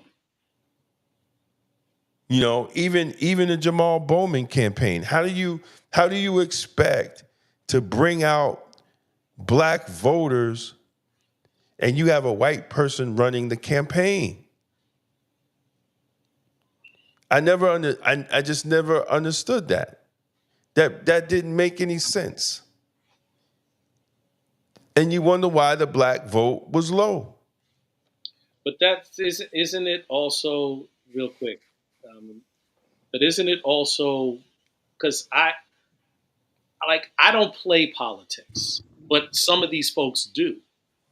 And I'm just curious because I've never seen it work its way to a better day. I've never seen it. And these folks who like to play politics, like, this and that, but I support Israel, or this and that, and it's you speaking to a whole barbershop full of black men talking about abortion and reproductive rights. Like I just can't. Exactly. I can't handle the politics of things because I'm like, I've been on this earth, but we've been here, our sojourn, we've been here too long. That we, is it as simple as, well, you got money to shut up. And when you go on these shows, you deal with directly the issues that we want you to deal with. So in the process, our issues get lost or they get dummied down or it becomes too scholastic to the point where it's like we're not taking ourselves seriously. No. As black people, I don't care about, look, this is, you said the news with a black point of view. My black point of view is I don't care about nobody else because they don't care about us. Right. Other than if we're playing ball, dancing, or singing. That's it. Right. They don't. Go ahead. Yeah. We I wanted Chris Lattimore. I told you about that meeting, man, and when it was just black men, and when black men was bringing up reparations in the meeting, it was just meetings, that Kamala Harris needs to talk about reparations, we let Obama slide. And Mason was like, she can't talk about that publicly. I was like, Negro, what did you just say? She can't talk about reparations for black people publicly? But you want the black vote.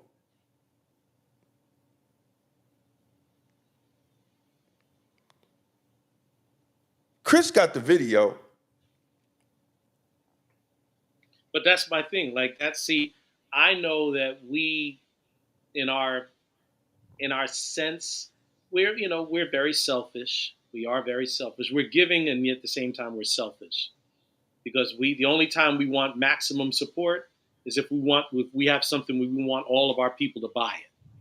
Then we want maximum support. Right. But other than that, we only want a few people to share in our our collective monies. And I think that has, to a certain extent, that is some of our own demise. Oh, yeah. Because I mean, that's the Negro gene. Yeah, we ask for things. I know the whole dynamic. We beg for what we want instead of asking for what we need. And it's Right. like, but what the issue is, when do we collectively know, here is what we're needing? This is what we're asking for. No, we will never know, because every time there is somebody who puts out there what we need, there's always some Negro that distracts us from that message. There's always, like I said before, Dr. Claude Anderson, Elijah Muhammad, Amos Wilson, like how many, the Black Panther Party, right? Malcolm X, how many of them laid out a platform for black people economically, socially, and politically? Adam Clayton Powell, who was over the money and couldn't get Negroes to understand what they need to do to get the money. Right. So it's always like it always happens, and we get caught into that identity thing. We get caught in race baiting. Oh, he's a racist. So what? Oh, don't move to Houston because they're racist. Well, black people in Houston is living better than black people in New York.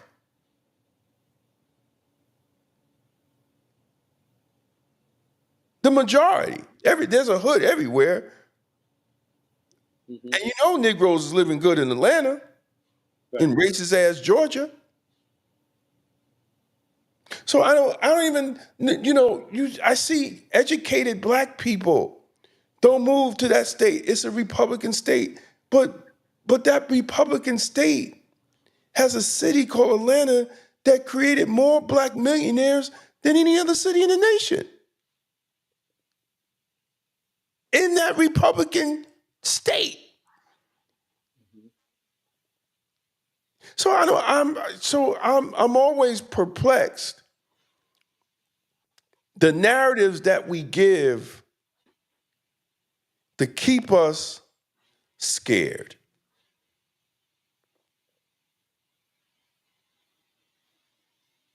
It's nothing else but being scared. Right. Because because the white man's ice is still colder. His meat tastes better. His hotel's a cleaner. Mm-hmm. You know, his ice cream has more vanilla in it. Right.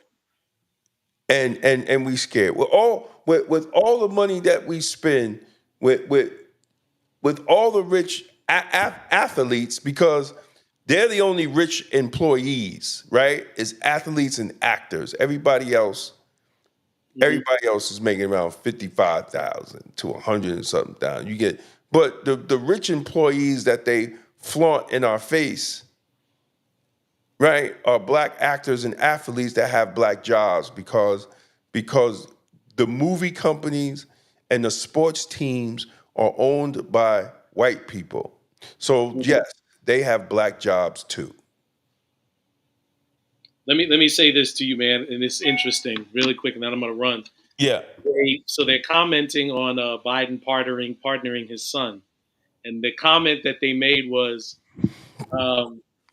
Biden had to do it because he lost his race. Could you imagine if since Trump won, and Biden doesn't pardon his son, Trump all of a sudden pardoned his son? So Biden had to do it. Well, why wouldn't? Well, even if Trump did pardon him, well, so what? No, but the optics. Remember, the optics are for years. Biden kept saying, nobody's above the law and all this and all that. Then he pardoned his son. But what if he didn't do it? Trump gets inaugurated. He's the president, and he says, "Look, I'm going to pardon Joe Biden's son." Media would have an absolute cow. Yeah, well, he probably was going to do it. He probably was going to do it. And that's why he did it. Somebody slipped and told him because he was going to do it. And they said, we can't allow him to have this one on us. Right. You know, we can't allow him to have this one on us. Or there was more stuff to that Ukraine and homeboy was going to get in and do something about that. Mm-hmm. So let me just pardon you right now before things get deeper than what we want them to get. Yep. I mean, man. They're no difference. They're no different than anybody else, man. You know what I'm saying? Like, I have no,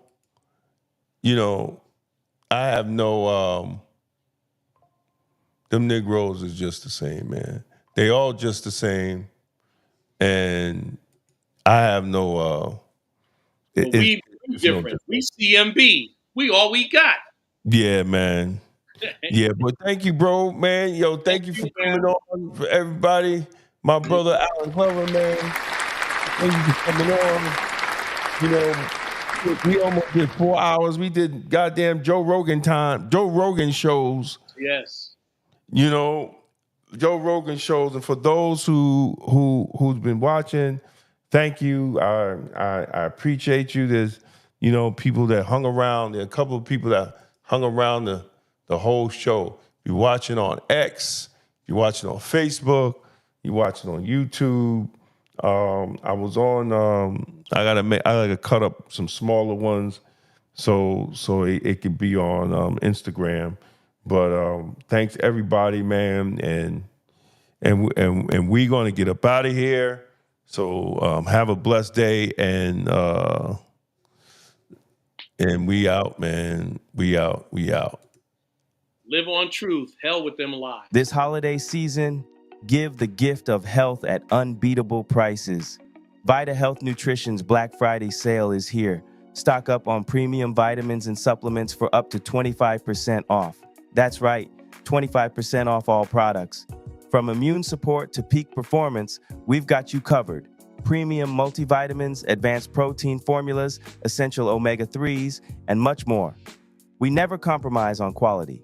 Every product is made in FDA-registered facilities, third-party lab-tested, GMP certified, 100% manufactured in the USA. Don't miss out. Black Friday deals start now. All products are 25% off using code VITA25, your trusted partner in wellness.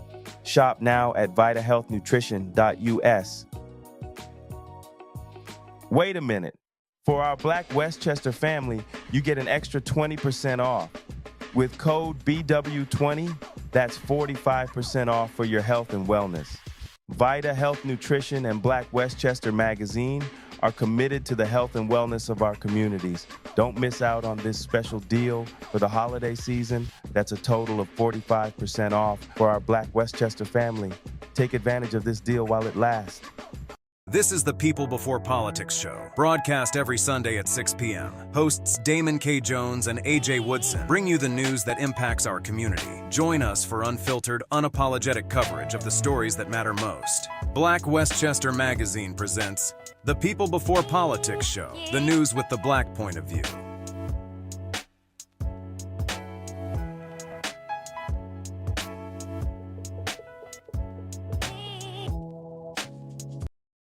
$22 million black victims of Americanism are waking up, and they're gaining a new political consciousness, becoming politically mature. And as they develop this political maturity, they're able to see the recent trends in these political elections. Any minority that has a block of votes that stick together is in a strategic position. Either way you go, that's who gets it. You're in a position to determine who go to the White House and who stay in the doghouse. You're the one who has that power. You and I have never seen democracy. All we've seen is hypocrisy. Today, and look around America, we see America not through the eyes of someone who has enjoyed the fruits of Americanism. We see America through the eyes of someone who has been the victim of Americanism. We don't see any American dream. We've experienced only the American nightmare. We haven't benefited from America's democracy. We've only suffered from America's hypocrisy. And the generation that's coming up now can see it and are not afraid to say it.